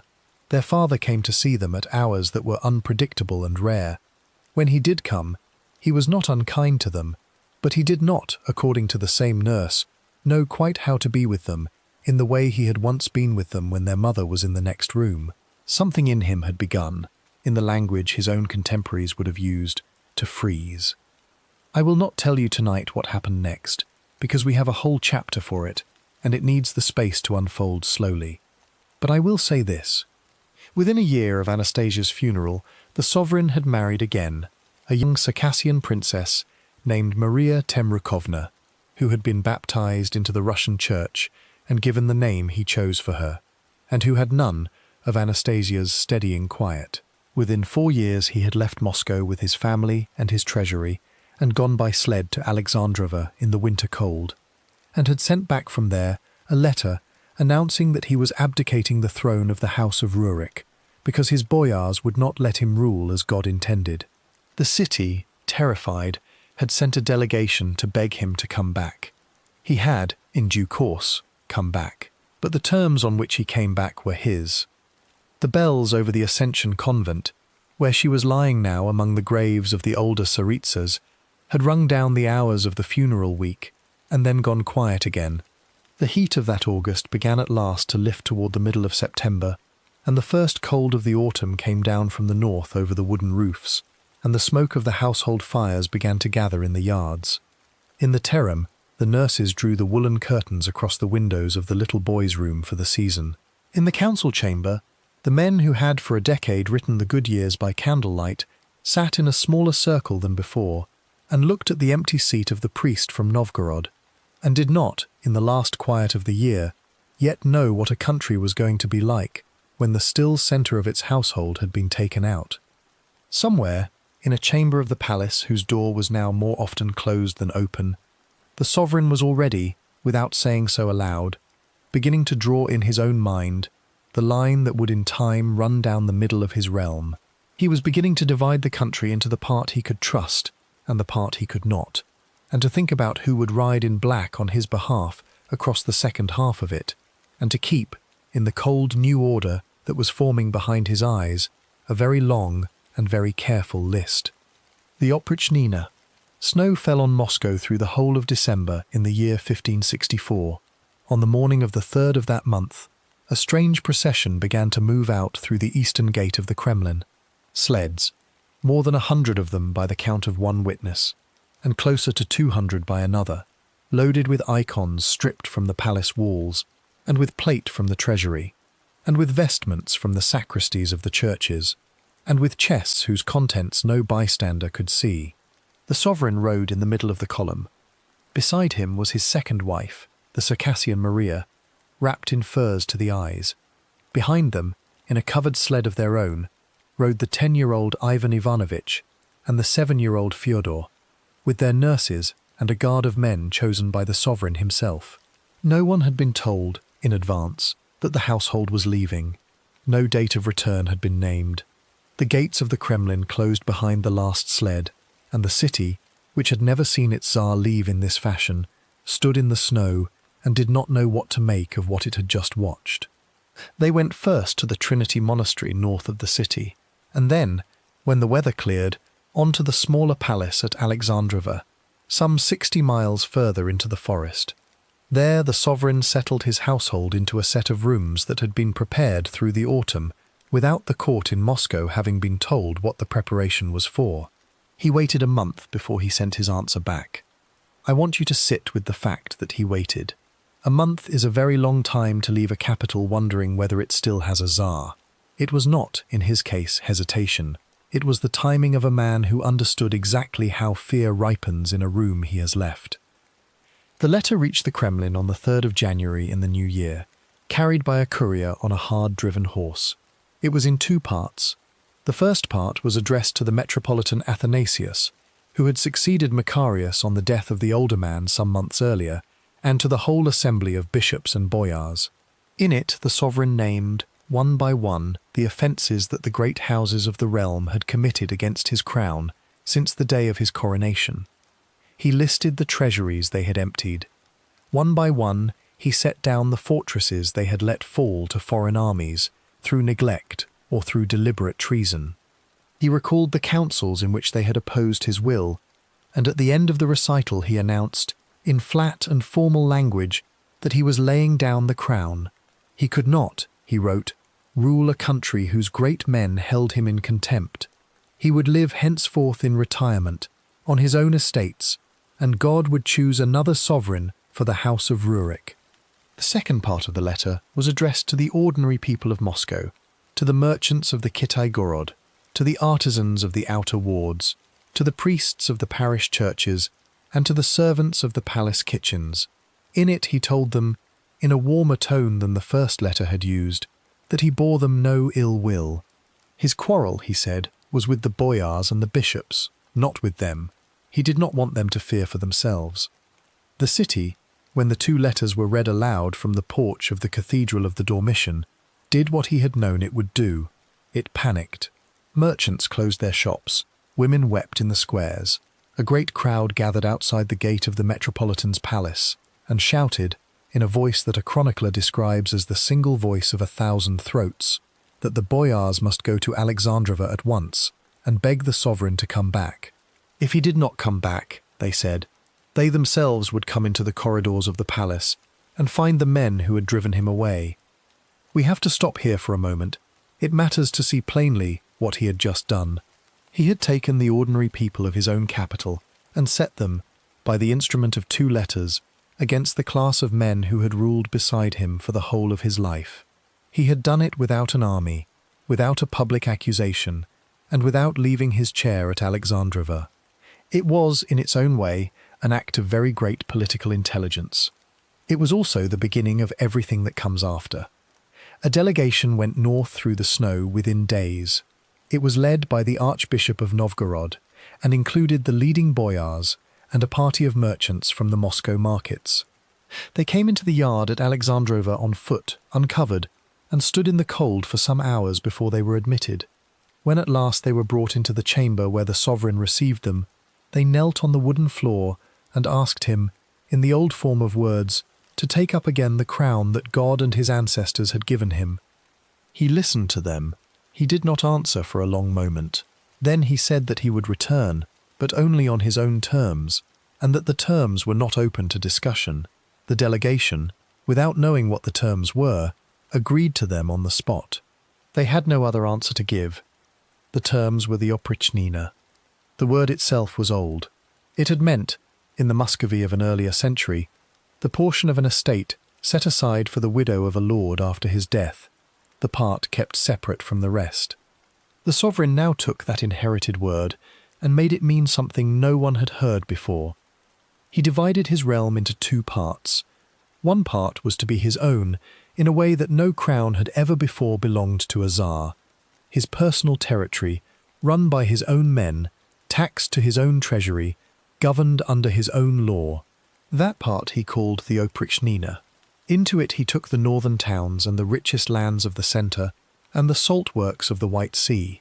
The rest of the country, the greater part of it, in area and in population, he left to be governed in the old way, by the council of boyars and the bishops. He gave this second part a name that was almost an insult in its plainness. It was called the Zemshkina, from the word for land. It was, in his private accounting, the land he had not taken. To govern the Oprichnina, he raised a brotherhood. There is no better word for it. It was not an army, exactly, and it was not a court, and it was not a household guard. It was a body of men chosen personally by the sovereign, at first about 1,000 of them, and in the end perhaps 6,000, drawn largely from the middle service gentry and from families that had never before had a name at court. They took an oath to him alone. They renounced, in the words of the oath, their fathers and their mothers and their brothers and their sisters, and they promised to know no loyalty save the sovereign's. They wore black, their caftans were black, and their horses were black, and the saddles and the harness were black. At the pommel of each saddle they carried 2 objects that had been chosen by the sovereign himself for what he wanted them to say. One was the head of a dog, sometimes real, and sometimes carved from wood, and it meant that they would sniff out the traitors of the realm. Below it hung a short broom of birch twigs, and it meant that they would sweep away what the dog had found. There is a story that they rode out of Alexandrova in the mornings in a long single file, in silence, and that the peasants of the villages they passed through crossed themselves and went indoors, and did not look out again until the sound of the hooves had died away toward the north. Whether it looked exactly like that in 1565, we cannot now be sure. What we can say is that within a year of the sovereign's return from Alexandrova, a great many men of the old families had been arrested, and that a great many of those had been executed, and that the estates of the executed had passed into the hands of the men in black. The chief of them, by 1569, was a man named Malyuta Skuratov. He was of no great family. His rise through the middle ranks of the new brotherhood had come by a talent for the work no one else in the sovereign's circle wanted to do too openly. Strong at the shoulder, silent at council, utterly without pity, he was loved by the sovereign in a way the sovereign had loved almost no one since the death of the Tsaritsa. It was Malyuta who, in December of 1569, was sent to the monastery of Otroch in the town of Tver, where a certain prisoner had been kept for some months in a cell of pine boards. The prisoner was Philip Kolichev, once the Metropolitan of Moscow, who had preached against the Oprichnina from the pulpit of the Cathedral of the Dormition, and had, for that, been stripped of his office and sent north to wait. What passed between the two men in the cell that night, the record does not say. What the record does say is that Philip was found the next morning face down on the floor of his room, and that Malyuta had ridden out of the yard before first light, and that the cause of death was written up by the monks of the house as sudden illness. Almost no one who has looked at the case in the 4 centuries since believes what was written. Let us come out of that cell now, because we have to follow the Black Riders west to a larger crime that was already in motion. In January of 1570, the sovereign led the Oprichnina in person out of Alexandrova and rode toward the ancient city of Novgorod on the Volkhov. He had convinced himself, on evidence that no historian since has been able to find, that the city was preparing to hand itself over to the King of Poland. What he did to Novgorod when he arrived at its gates lasted, by the count of the chronicles, either 5 weeks or 6. Merchants were killed in their shops, priests were killed at their altars, women and children were driven onto the ice of the frozen Volkhov and pushed under it through holes cut in the surface by the Black Riders. The archbishop was mocked in the square and sent under guard to Moscow. Estimates of the number killed in those weeks vary so widely that a careful writer will not name a figure at all. Some sources say 2,000, some say 15,000, some say more, and the true number is beyond our recovering.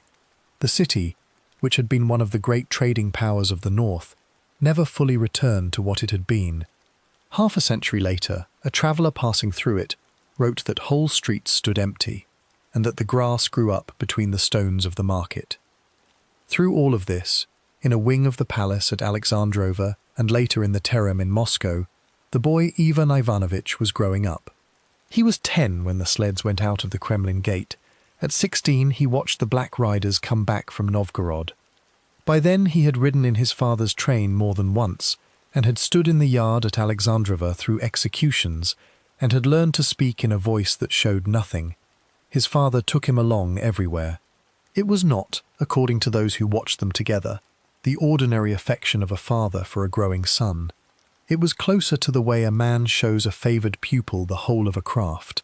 The writing of the letters, the reading of the informer's reports, the placing of the seal on the warrant, the calling of the man in black to the door.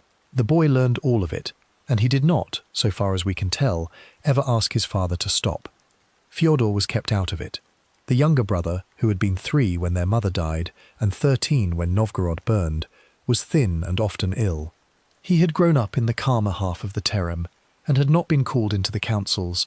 The sovereign, in a rare moment of tenderness that the chronicler thought worth writing down, was heard once to say that Fyodor was for the church and Ivan was for the throne.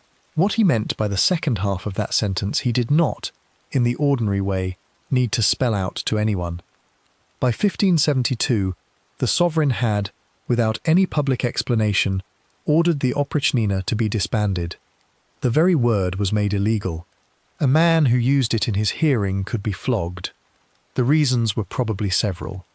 A Tatar raid the year before had burned Moscow itself to the outer walls of the Kremlin, and the Black Riders, who had by then grown used to 7 years of unopposed cruelty at home, had failed to defend the city in the field. The old families, thinned as they were, had begun to look at the new men in black in a way that suggested a country could not indefinitely be run in 2 halves. And the sovereign himself, whose mind had never rested easily since the summer of Anastasia's death, may have wanted, at that late hour, to close the door on what he had done. The order went out. Its estates were folded back into the ordinary administration. The dog's head and the broom were retired from the harness without ceremony. But the men who had ridden with them did not vanish. They stayed in the sovereign's service under other names. Malyuta was still at his elbow. The boy who had watched all of it was, by then, 17, and about to be married for the first time, and had begun to be spoken of at court as a man rather than as a boy. The city outside the Kremlin wall had, in the 7 years of the Black Brotherhood, learned a kind of silence in its own corridors that would outlast the order that had made it. And the household of the sovereign, the household in which the heir was growing steadily and thickly toward the shape of his father, had grown used to the sound of hoofbeats leaving the yard before dawn and returning some hours later, without anyone in it saying, "Over supper," where they had been. The snow came down again over the wooden roofs, as it had come down on the morning the sleds first left. The bells rang the offices at their appointed hours. In an inner chamber, the young Tsarevich was reading, by the light of a single tallow candle, a book of his father's choosing. His father was watching him read, and neither of them, at that hour, could have said what kind of man the boy was going to be by the time the last of the black caftans had been folded away and put in a chest and pushed to the back of a room whose door no one was going to open again. Father and heir. Let us stay in that inner room a little longer, because the boy reading at the tallow candle is the person the whole rest of this story now turns on, and we have to watch him grow into the man his father is training him to be. He was 18 in the spring of 1572, when the order abolishing the Black Brotherhood went out. His name, by the plain custom of the Muscovite court, was the same as his father's, Ivan Vasilievich, and the chroniclers, to keep the two of them apart on the page, called him Ivan Ivanovich, the son of Ivan. He had been raised to that name almost from the cradle. Foreign envoys who came into audience through the 1560s had noticed him standing at his father's shoulder when he was still a child, and had written home about the resemblance between them. It was, they said, a resemblance so close that a stranger entering the audience chamber for the first time might for an instant mistake which of the two men on the dais was the sovereign and which the heir. The same long face, the same narrow eyes above a red beard, the same manner of listening to a speaker without moving, and of answering, when the answer came, in a voice that had been trained down almost to a whisper. The training had been thorough. The Tsarevich had learned to read Slavonic as a very young child, and had been taught Greek by a monk from Athos who came into the Kremlin once a week for 3 years. He had been made to sit through the readings of embassy dispatches from the Poles and from the Livonian towns since he was 10. He had ridden out with the household on the summer hunts and the winter hunts. By the age of 15 he had been placed at the head of a body of the Black Brotherhood in ceremonial reviews, and had learned the trick of sitting a horse for a whole afternoon without seeming to shift. Everything a Muscovite prince was meant to be shown, he had been shown, and he had taken it in without protest and without visible pleasure, which is a combination that in a young man very often reads to older men as strength. There is a letter from a Polish envoy, written in the year the Tsarevich turned 17, that tries to describe him, and not quite succeed. The envoy calls him grave, he calls him quick, he says the young man has his father's mind, and something more in it that the father does not have, and then he stops, as though he is not sure what the something more is, or does not want to write it down. The letter goes on to describe the sovereign at length. Of the Tsarevich it says only that he is not to be underestimated, and that the King of Poland's people should remember his name. We ought to sit with that for a moment. The men who wrote about the Tsar at that hour wrote about him at great length, in tones of fascination and horror, and left us the portrait of him that history has since inherited. About the son they wrote very little. Some of that is because he did not live to be a Tsar himself, and history writes at length only about the men who reached the throne. But some of it is because those who watched him at close quarters seem to have found him a person hard to catch on the page. He was, by all the fragments we have, less florid than his father. He did not weep in council. He did not fall to his knees at icons. He did not, so far as anyone recorded, ever tear his own hair out, or write letters accusing the boyars of destroying his happiness. The rages, when they came, were shorter and colder. The favours were narrower. Where his father had loved men and then killed them in the same year, the son, so far as we can tell, did not much love anyone in the first place. That, in a Muscovite court, may have been the safer disposition.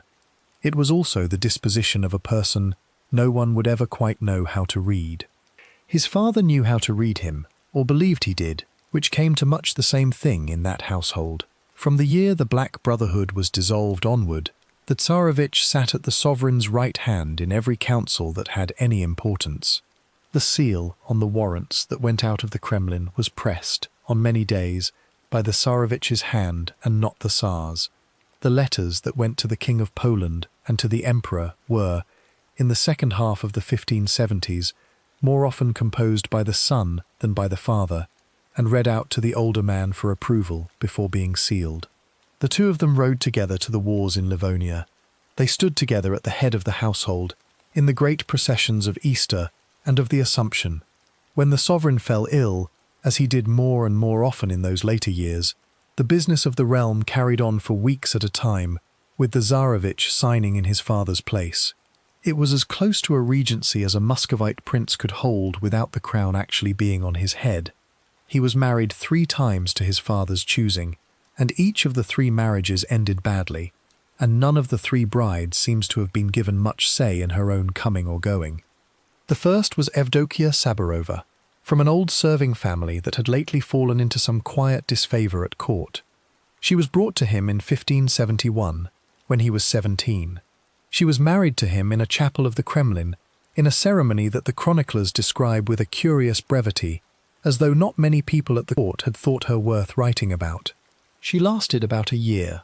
The sovereign, the father, not the son, took against her for reasons the record does not clearly give, though a rumour survived long enough to be written down that she had failed to conceive, and another rumour said that she had displeased her father-in-law in the Terem by not standing when he came into the room. She was sent to a convent in the north and made to take the veil under a new name. She was, at that hour, perhaps 16 years old. Her family were not consulted.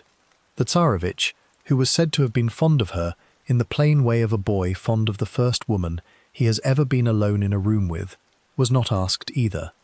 The second was Feodosia Solovaya, from another middling family.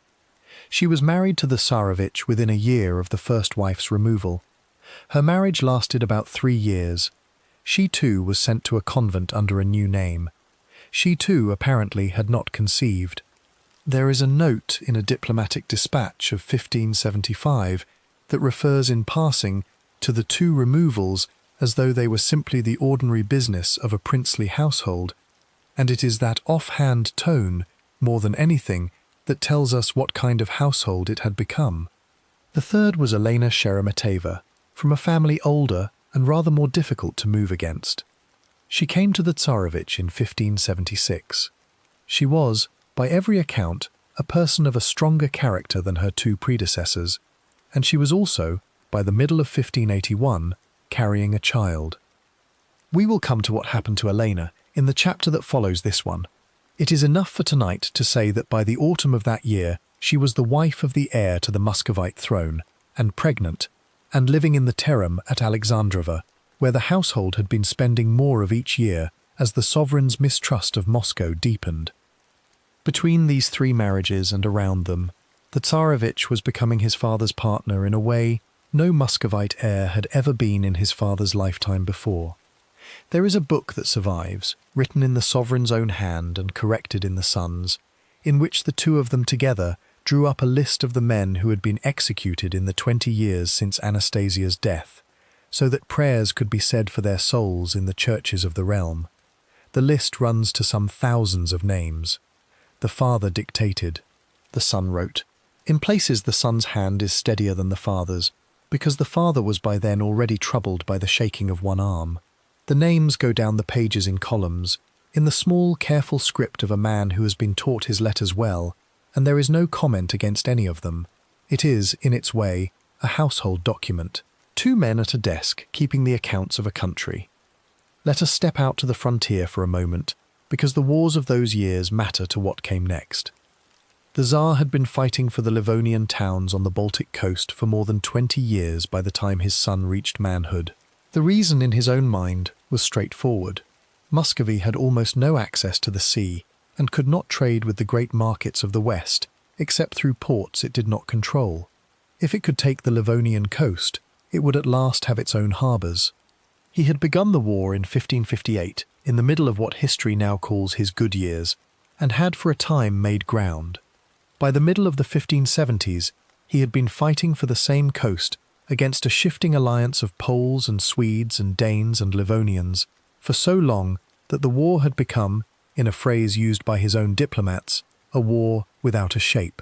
In 1576, the throne of Poland went to Stephen Bathory, a Hungarian by birth and a soldier by training, and everything on the frontier began to change. Bathory did what Muscovite generals had privately dreaded for years. He took the war out of the Livonian marshes, where the Tsar had been comfortable, and pushed it eastward into Muscovite territory itself. In 1579, he took the town of Polotsk. In 1580, he took Velikie Luki. In the summer of 1581, his armies came in against the ancient stone walls of Pskov, one of the great fortress cities of the north, and settled down for a siege. Pskov held. It held for months against an army that had rolled over every town on its road. The archbishop walked the walls with an icon in his hands, and the townsmen carried powder up ladders in a snow that came early that year, and the Polish trenches froze and then thawed and then froze again, and Bathory could not break the place. But the news reaching the Kremlin was terrible in a different way from the news of the earlier wars. This was not a distant coastal siege.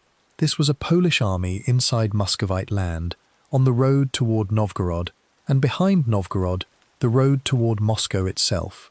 The sovereign, who was 51 in the summer of 1581, and no longer the man who had ridden into the breach at Kazan, was frightened in a way that he had not been frightened before. The Tsarevich was 27 that summer. He had ridden on the western frontier more than once. He knew the ground around Pskov. He knew, or believed he knew, the state of the Muscovite forces in the field. And it seems to have been in the course of that summer and autumn, in the councils held in the small chambers at Alexandrova, that the son began, for the first time in his life, to say aloud to his father that a different order should be given.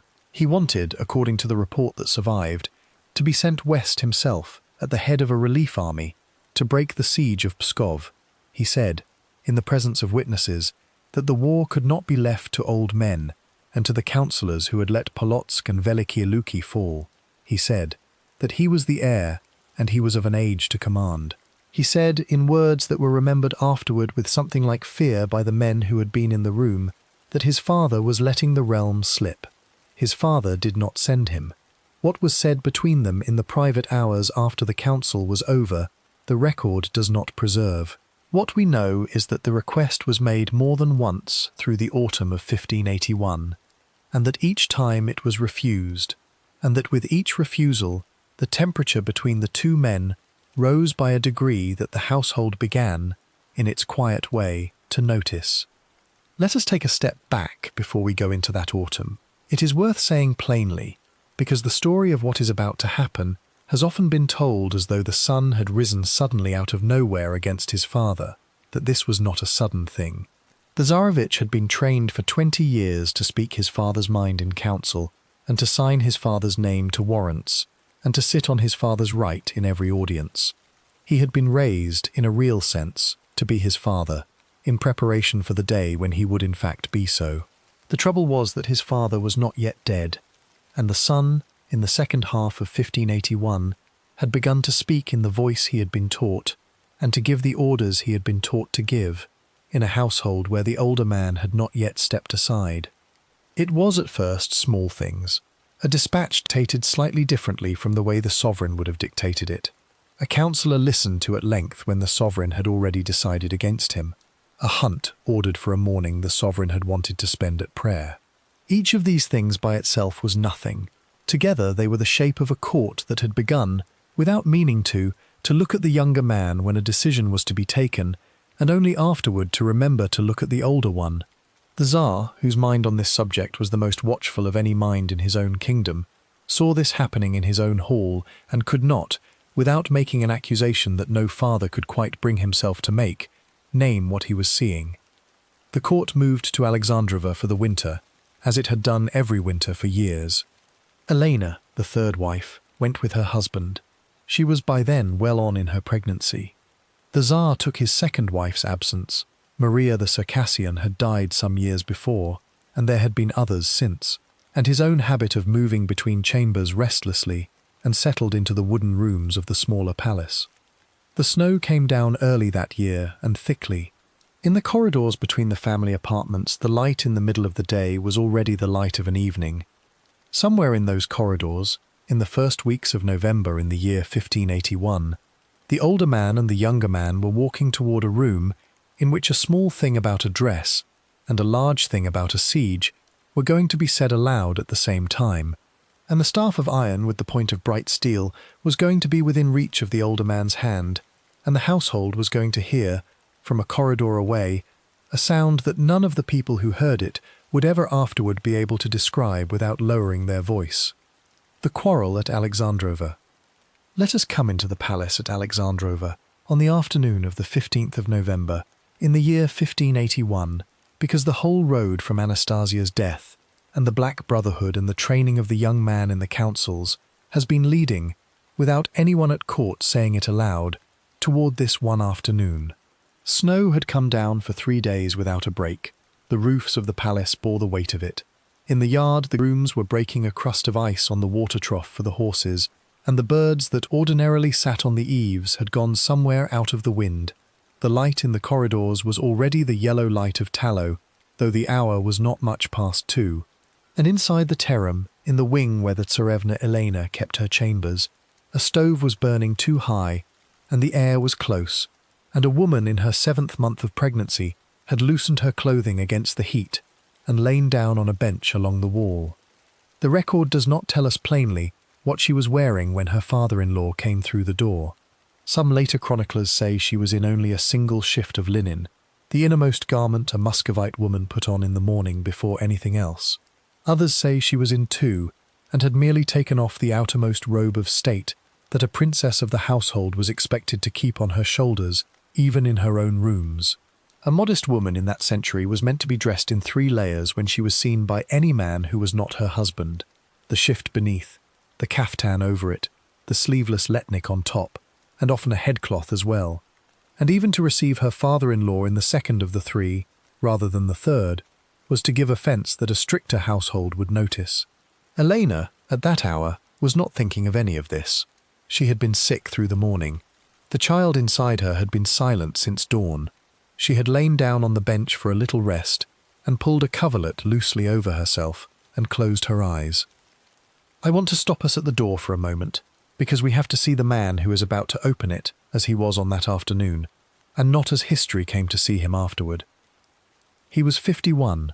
His beard, once red, had gone through to a grey, the colour of iron shavings, and it hung against a chest thinner than it had been a decade before. His right arm shook a little when he was tired, and had done so since a fever in the summer of 1579. He walked with a staff most days, a heavy thing of dark wood shod at the foot in iron, and topped with a knob of the same, and the point at the foot had lately been sharpened by his order into a narrow steel spike that he called a needle. He said, when a churchman asked him about it, that a man who had ruled Muscovy for 34 years, and who had been threatened by his own people, had the right to walk with something that could answer a threat. He came through the corridor that afternoon, on his ordinary round of the household. He had not been sent for. He simply opened the door of his daughter-in-law's chamber, as he had opened many doors in that palace over the years, without knocking. He stopped. He saw what he saw, and what he did in the next moment we know from 3 different witnesses whose accounts do not quite line up. The papal envoy Antonio Posavino, who came into the Muscovite court some months later and questioned the servants at Alexandrova at length, wrote afterward that the Tsar struck Elena 3 times across the body with the staff. A German merchant of the household of Novgorod, writing home a year later, reported that he had heard from a woman of the Terem that the Tsar had struck her only with the flat of his hand, and that the injury to the child had come from the fright and the fall. A Muscovite chronicler, writing much later still, said only that the sovereign had reproved his daughter-in-law with great heat, and that she had fallen ill in the night, and left it at that. The 3 accounts share this. She was struck, she fell, and within a few hours she had lost the child. Let us leave that chamber now. It matters to see it, because everything the rest of this chapter turns on begins there. It matters also to walk out of it, because a woman who has just miscarried in the 7th month of a pregnancy is entitled, even at 4 centuries' distance, to be let alone by the chroniclers for a moment. The Tsarevich came into the corridor from the other end, from the wing where his own working rooms were, sometime in the hour after his father had left the terem. He had been in council through the morning, and had come out looking for a servant, and had been met instead by one of Elena's women, a nurse who had known her since she was a child at the Sheremetev estate, who took him by the sleeve and would not let go of it until he had come with her. He went into the chamber where his wife was lying. He looked at her for a moment without speaking. He asked her what had happened. She told him, in the plain words of a woman in shock and in pain, and he did not, in the account of the nurse who was in the room, say anything at all when she had finished. He knelt by the bench. He put his hand on the coverlet. He got up again. He walked back out of the room in the same hush he had come into it. He went to find his father. The two men met in a small audience chamber in the middle of the palace, a room panelled in oak with an icon of St. Nicholas in the corner and a stove at the wall. There was no council in session. There were only a handful of household men within earshot, a secretary at a table by the window, 2 guards at the door, and Bogdan Belsky, the sovereign's favourite of that year, who was standing at his master's elbow. Belsky's account, written down in the year after Ivan the Terrible's own death, is the closest thing we have to a witness's version of what was said. It has been questioned by every historian who has ever looked at it, because Belsky had reasons of his own to shape the story in the way he shaped it, and because the words in it read a little too much like the words a writer would choose for a scene of that gravity. But it is what we have. The Tsarevich began, according to Belsky, by asking his father why his wife had been struck. He did not shout the question. He asked it in the trained voice he had been using in councils for 6 years, level and cool. The Tsar answered that his son's wife had been immodestly dressed and had not risen when he came into the room, and had spoken to him in a tone that no woman of the household was permitted to use to a sovereign. The Tsarevich answered that his wife was in the 7th month of her pregnancy, and that the child in her was the sovereign's own grandchild, and that the household could no longer bear the way its women were being handled by its master. That last sentence, if the report is accurate, was a sentence no one in the sovereign's presence had spoken for many years and lived. The room, according to Belsky, went still. The Tsar answered his son by saying that he was the sovereign of the realm, and that no one, not even his son, was to speak to him in that manner. The Tsarevich answered that a sovereign who had lost Polotsk and Veliki Luki, and who could not raise the siege at Pskov, had perhaps forgotten what a sovereign was for. He asked, for what appears from the reports to have been the 3rd or the 4th time that autumn, to be sent west with an army of his own to relieve the city. The Tsar refused, this time in a voice that Belsky says shook. He said that the Tsarevich was plotting against him. He said the boyars were using the Tsarevich as their instrument. He said that if he sent his heir west with an army, it would come back east against him. The Tsarevich answered, and here Belsky's account, and the accounts that follow from it, all agree that he was not his father's enemy, that he had never in his life been his father's enemy, but that his father had struck his pregnant wife and had lost the western frontier and had turned into an old man who could no longer see who around him meant him well. The iron-tipped staff was in the sovereign's right hand. It had been in his right hand through the whole exchange, because he had come from his own chambers with it and had not set it down. He lifted it. Belsky says he lifted it without any pause at all, that between the son's last sentence and the swing of the staff there was no interval in which anyone in the room, including the sovereign himself, could have understood what was about to happen. He brought it down onto the side of his son's head, above the right temple, with the whole strength of an arm that had once broken the walls at Kazan. The point of steel at the foot of the staff went in about 2 fingers' width. The Tsarevich did not fall at once. He put a hand up to the side of his head. He looked at his father in a way that Belsky says he would remember to the end of his own life, without anger and without accusation, only with a great and slow surprise. Then his legs went from under him, and he went down onto the boards of the floor, and the blood from the wound at his temple began to spread out under his cheek in the shape of a hand. The room stayed motionless for what Belsky describes as a long moment. though it was probably only the space of a few breaths. Then the sovereign let the staff fall. He dropped to his knees on the boards beside his son. He gathered the head into his lap. And he began, in a voice that the guards at the door said afterward they had never heard him use before, to call his son's name. Let us step outside the door of that chamber for a moment, because the household is beginning to come running toward it, and we have to see what they saw when they came in. Servants had heard the crash of the staff and the sound of a body going down. Elena's nurse, who had by then come into the corridor to look for the Tsarevich, was one of the first to reach the room. Bogdanbelsky ran to the outer stairs, calling for the sovereign's physician, a German named Johann Eilof, who was quartered in a wing of the palace, and who came back through the corridors with his bag in his hand and his coat half on. The Tsar had not moved from the floor. He was still on his knees. He was still calling the name. When the physician tried to reach the wound, he had to prise the sovereign's fingers away from the side of the young man's head one by one. The wound was not, in itself, immediately fatal. The steel had gone through the skin and through the outer layer of the bone above the temple, but it had not driven deep into the brain. The Tsarevich was still breathing. His eyes were open. When the physician spoke to him, he answered, though the answers came slowly and thickly, in the voice of a man who has been struck very hard on the head and who is trying to hold on to the ordinary meaning of the words being said to him. The physician bound the wound with clean linen and had him carried on a shutter to his own bedchamber, and had the fires there banked down, and had Elena moved through so that she could be in the same room as her husband. She was still bleeding herself. She had lost the child within the hour of her father-in-law's blow, though the household was slow to say so aloud, and she was, when they laid her down beside her husband on the low bed, very pale and without speech. The Tsar went with them. He walked beside the shutter as it was carried down the corridor, and he sat on a stool by the bed once the Tsarevich had been laid on it, and he did not, that night or in the days that followed, leave the room. Food was brought to him there, and taken away untouched. A candle was lit at his elbow, and burned down, and was replaced. The physician came in and went out. Elena, in her half of the bed, drifted between sleep and waking, and did not speak much to anyone. Word went out into the household that the heir had had an accident, a fall from a horse in the yard, said one of the versions that were sent carefully to the boyars in Moscow, or a sudden fever, said another. Neither version was believed by anyone who heard it.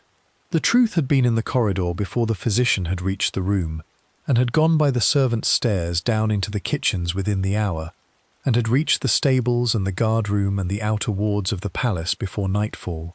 The Tsar had struck his son. The heir was in his bed. The child in Elena had been lost, and no one in the household, from the highest boyar in the outer chamber to the youngest kitchen boy at the fire, could yet say what any of it was going to mean for the realm.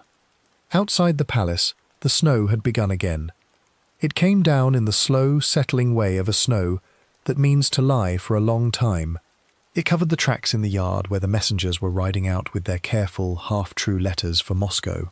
It covered the roofs of the stables and the roofs of the servants' quarters and the wooden roof above the chapel where, in the hours before dawn, a priest had begun to read the offices in a whisper. In the bedchamber, the candle at the Tsar's elbow burned steadily, and the young man on the bed breathed on, shallow and even, and his father, who had not slept, sat with his hand on the coverlet above his son's own hand, and waited for the eyes he was watching to open a little more widely, or to close for the last time. The final descent. Let us come back into that bedchamber where the candle at the Tsar's elbow had been burning through the night, because we cannot leave the young man on the bed alone in the dark, and neither can we hurry what is going to happen to him. The fever came on him in the second day. By the third day, the wound above his temple had begun to weep through the linen, and the physician Johann Eilof, who had been in and out of the room every hour, went to the sovereign at the stool and said, in a voice pitched not to travel, that there was now very little he could do. The Tsar did not answer.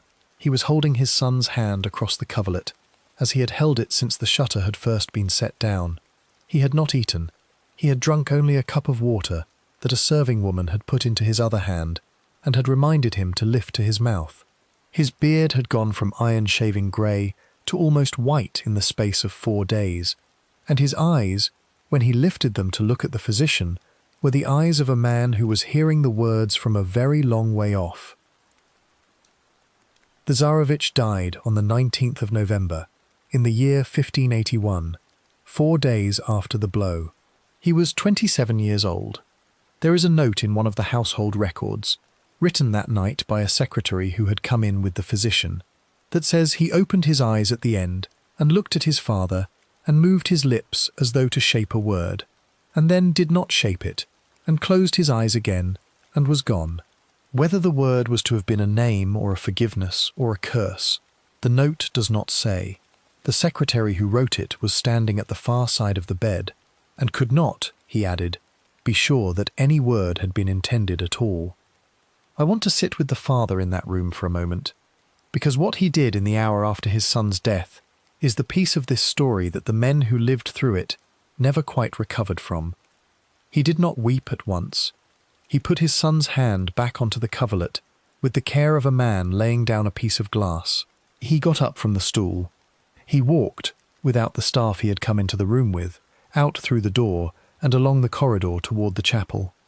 Servants who saw him pass afterward described his walk as the walk of a man who was not entirely awake, a walk without a destination, and said that he did not seem to see them when they stepped aside to make room.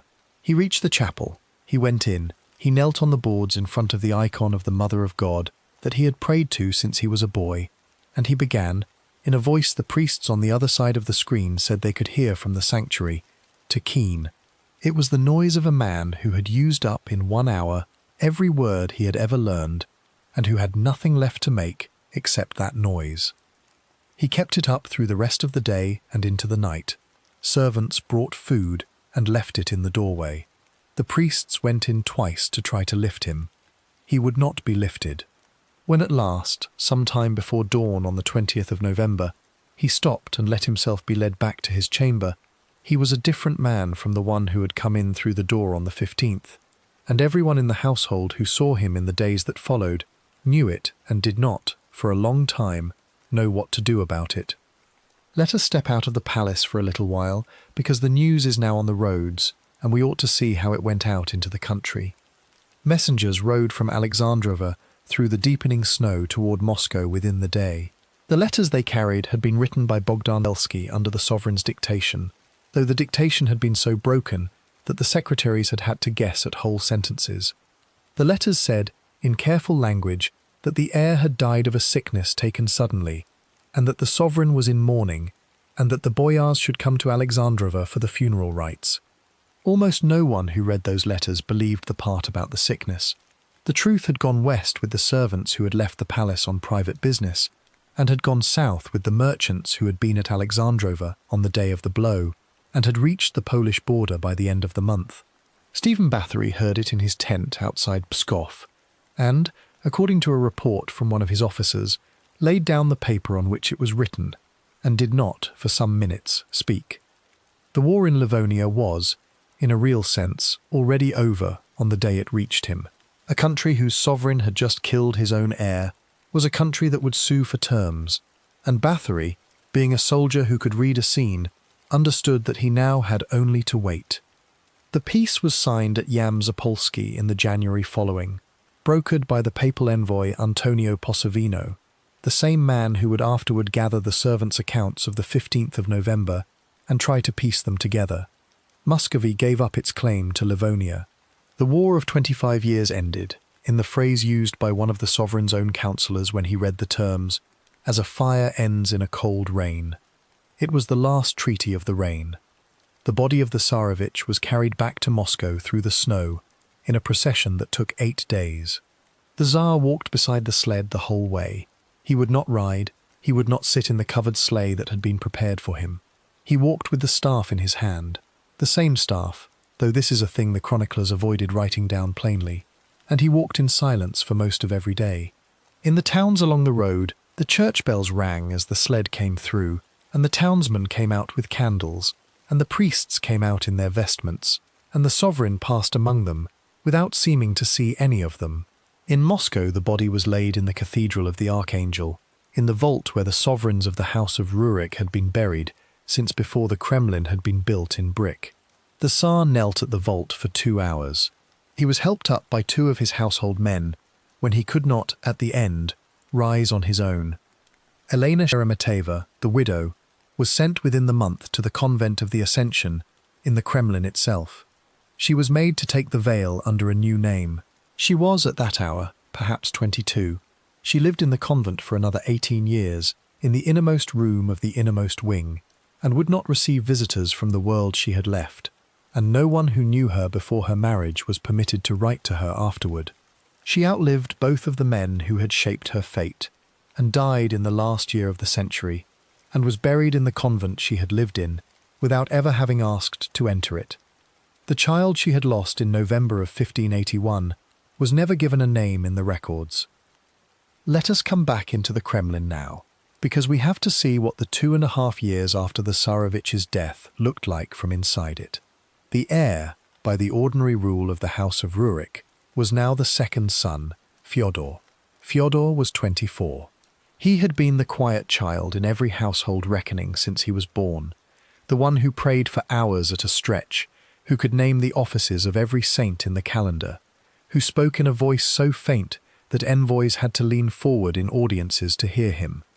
His father had never trained him for the throne. His father had trained the older brother and had assumed, in the ordinary way of fathers, that the training of one son was enough. Now the sovereign looked at the son who was left, and according to one of the envoys who saw him in that year, put his head into his hands at the council table and said, in a voice that everyone in the room heard, that he had killed the wrong one. There was a third son, born in 1582, to a woman named Maria Nagaya, whom the sovereign had taken as a wife, his 7th by one count, after Elena had been sent to the convent. The child was called Dmitri, after the sovereign's dead first son from long before, and was, from the hour of his birth, a person whose existence complicated every succession the boyars tried to plan for. He was healthy. His mother's family, the Nagoi, were not powerful, but they were watchful. The court, without saying so aloud, began to think of him as an insurance against a Fyodor who might not, in the end, be able to rule. The Tsar did not live long enough to see the shape of what he had made. His health, which had been failing since the summer of 1579, gave way in the winter that followed the funeral, and again in the winter after that. By the beginning of 1584, he could no longer walk without help. His body swelled, his teeth loosened. The German physicians who examined him said he had a corruption in the blood, and prescribed baths in warm water and prayers, and could do nothing more. In the last weeks, he had a chessboard set beside his bed, and would call for his favourites. Belsky was one of them, Boris Godunov another, to sit and play with him. He was arranging the pieces for a game against Belsky on the afternoon of the 18th of March in the year 1584, when he leaned back on the pillows and did not lean forward again. The men in the room called for the physician. The physician came. There was nothing to be done. He was 53 years old. He had reigned for 37 years. He was buried in the Cathedral of the Archangel, in a vault beside the son he had killed. Let us stop for a moment. History has a way of hurrying past the years that follow a great death, as though the story ended with the funeral. It did not end there. It went on for another 14 years, and each of those years brought the House of Rurik one step closer to the silence it was walking toward. Fyodor was crowned Tsar in the summer of 1584. He was a mild man, and a devout one, and by every report of every foreign envoy who was received by him, he was not, in any usable sense, a ruler. The realm was run in his name by his brother-in-law, Boris Godunov, who had married Fyodor's sister, and who had been placed at the sovereign's elbow by the sovereign himself in the last year of his life. Godunov ruled well, by the standards of the time. He kept the peace with Poland. He rebuilt what had been lost in Livonia. He did not, however, have a claim to the throne of his own, and everyone at court knew it. The child Dmitri was sent, with his mother and her family, to the town of Uglik on the upper Volga, to be kept out of Moscow. He was 8 years old on a summer morning in 1591, when he was found in the courtyard of the palace at Uglik with his throat cut. The Nagoi said he had been murdered by men Godunov had sent. Godunov's investigators said the boy had fallen on his own knife in a seizure, The two versions have been argued about for 4 centuries and have never been resolved. What is not argued about is that with Dmitri's death, whatever its cause, the House of Rurik had lost the last of the sons Ivan the Terrible had made. Only Fyodor was left. Fyodor and his wife had no living children, and when Fyodor himself died in the winter of 1598, in his chamber in the Kremlin, without an heir of his body, the line of princes that had ruled Muscovy for 700 years came to its end. The men who wrote about that last death said that Fyodor had asked, at the very end, for a monk's robe to be laid over him in place of the imperial cloak. He was given it. He died in the robe. Boris Godunov was elected Tsar by an assembly of the boyars in the spring that followed. He was the first sovereign of Muscovy in living memory who was not of the House of Rurik. His reign lasted 7 years. When he died, the country entered the long collapse that the chroniclers would come to call the Time of Troubles. Famine, false pretenders, Polish armies in the Kremlin, a throne changing hands more often than the seasons, and the whole of it, if the men who lived through it can be believed, went back in the end to a corridor at Alexandrova on a November afternoon in 1581, and to the iron point of staff, and to a father calling a name that would not answer. Let us come out of the Cathedral of the Archangel now, where the 2 men lie under their stones a few paces from each other, and stand for a moment at the door before we go. The bells are not ringing tonight. The candles inside have burned down to the wax at the pans. Outside, over the roofs of the Kremlin, a snow is falling that would be recognized by anyone who ever served in that palace. The same slow, settling snow that had been falling on the day the sovereign walked beside the sled from Alexandrova, and on the day his son had died in the bed beside him, and on the far older day when the bells at Kolomenskoye had rung out for the birth of a child who was going, in the fullness of time, to become the man who is buried here. The record does not tell us what it all meant. Perhaps it did not mean anything beyond itself. A father and a son and a staff and a corridor. A dynasty that had held a country together for 7 centuries, undone in one afternoon by a hand that had never learned, in all its years, when to stop. The candle burned low, the chamber fell silent, and history, once again, turned the page in the dark.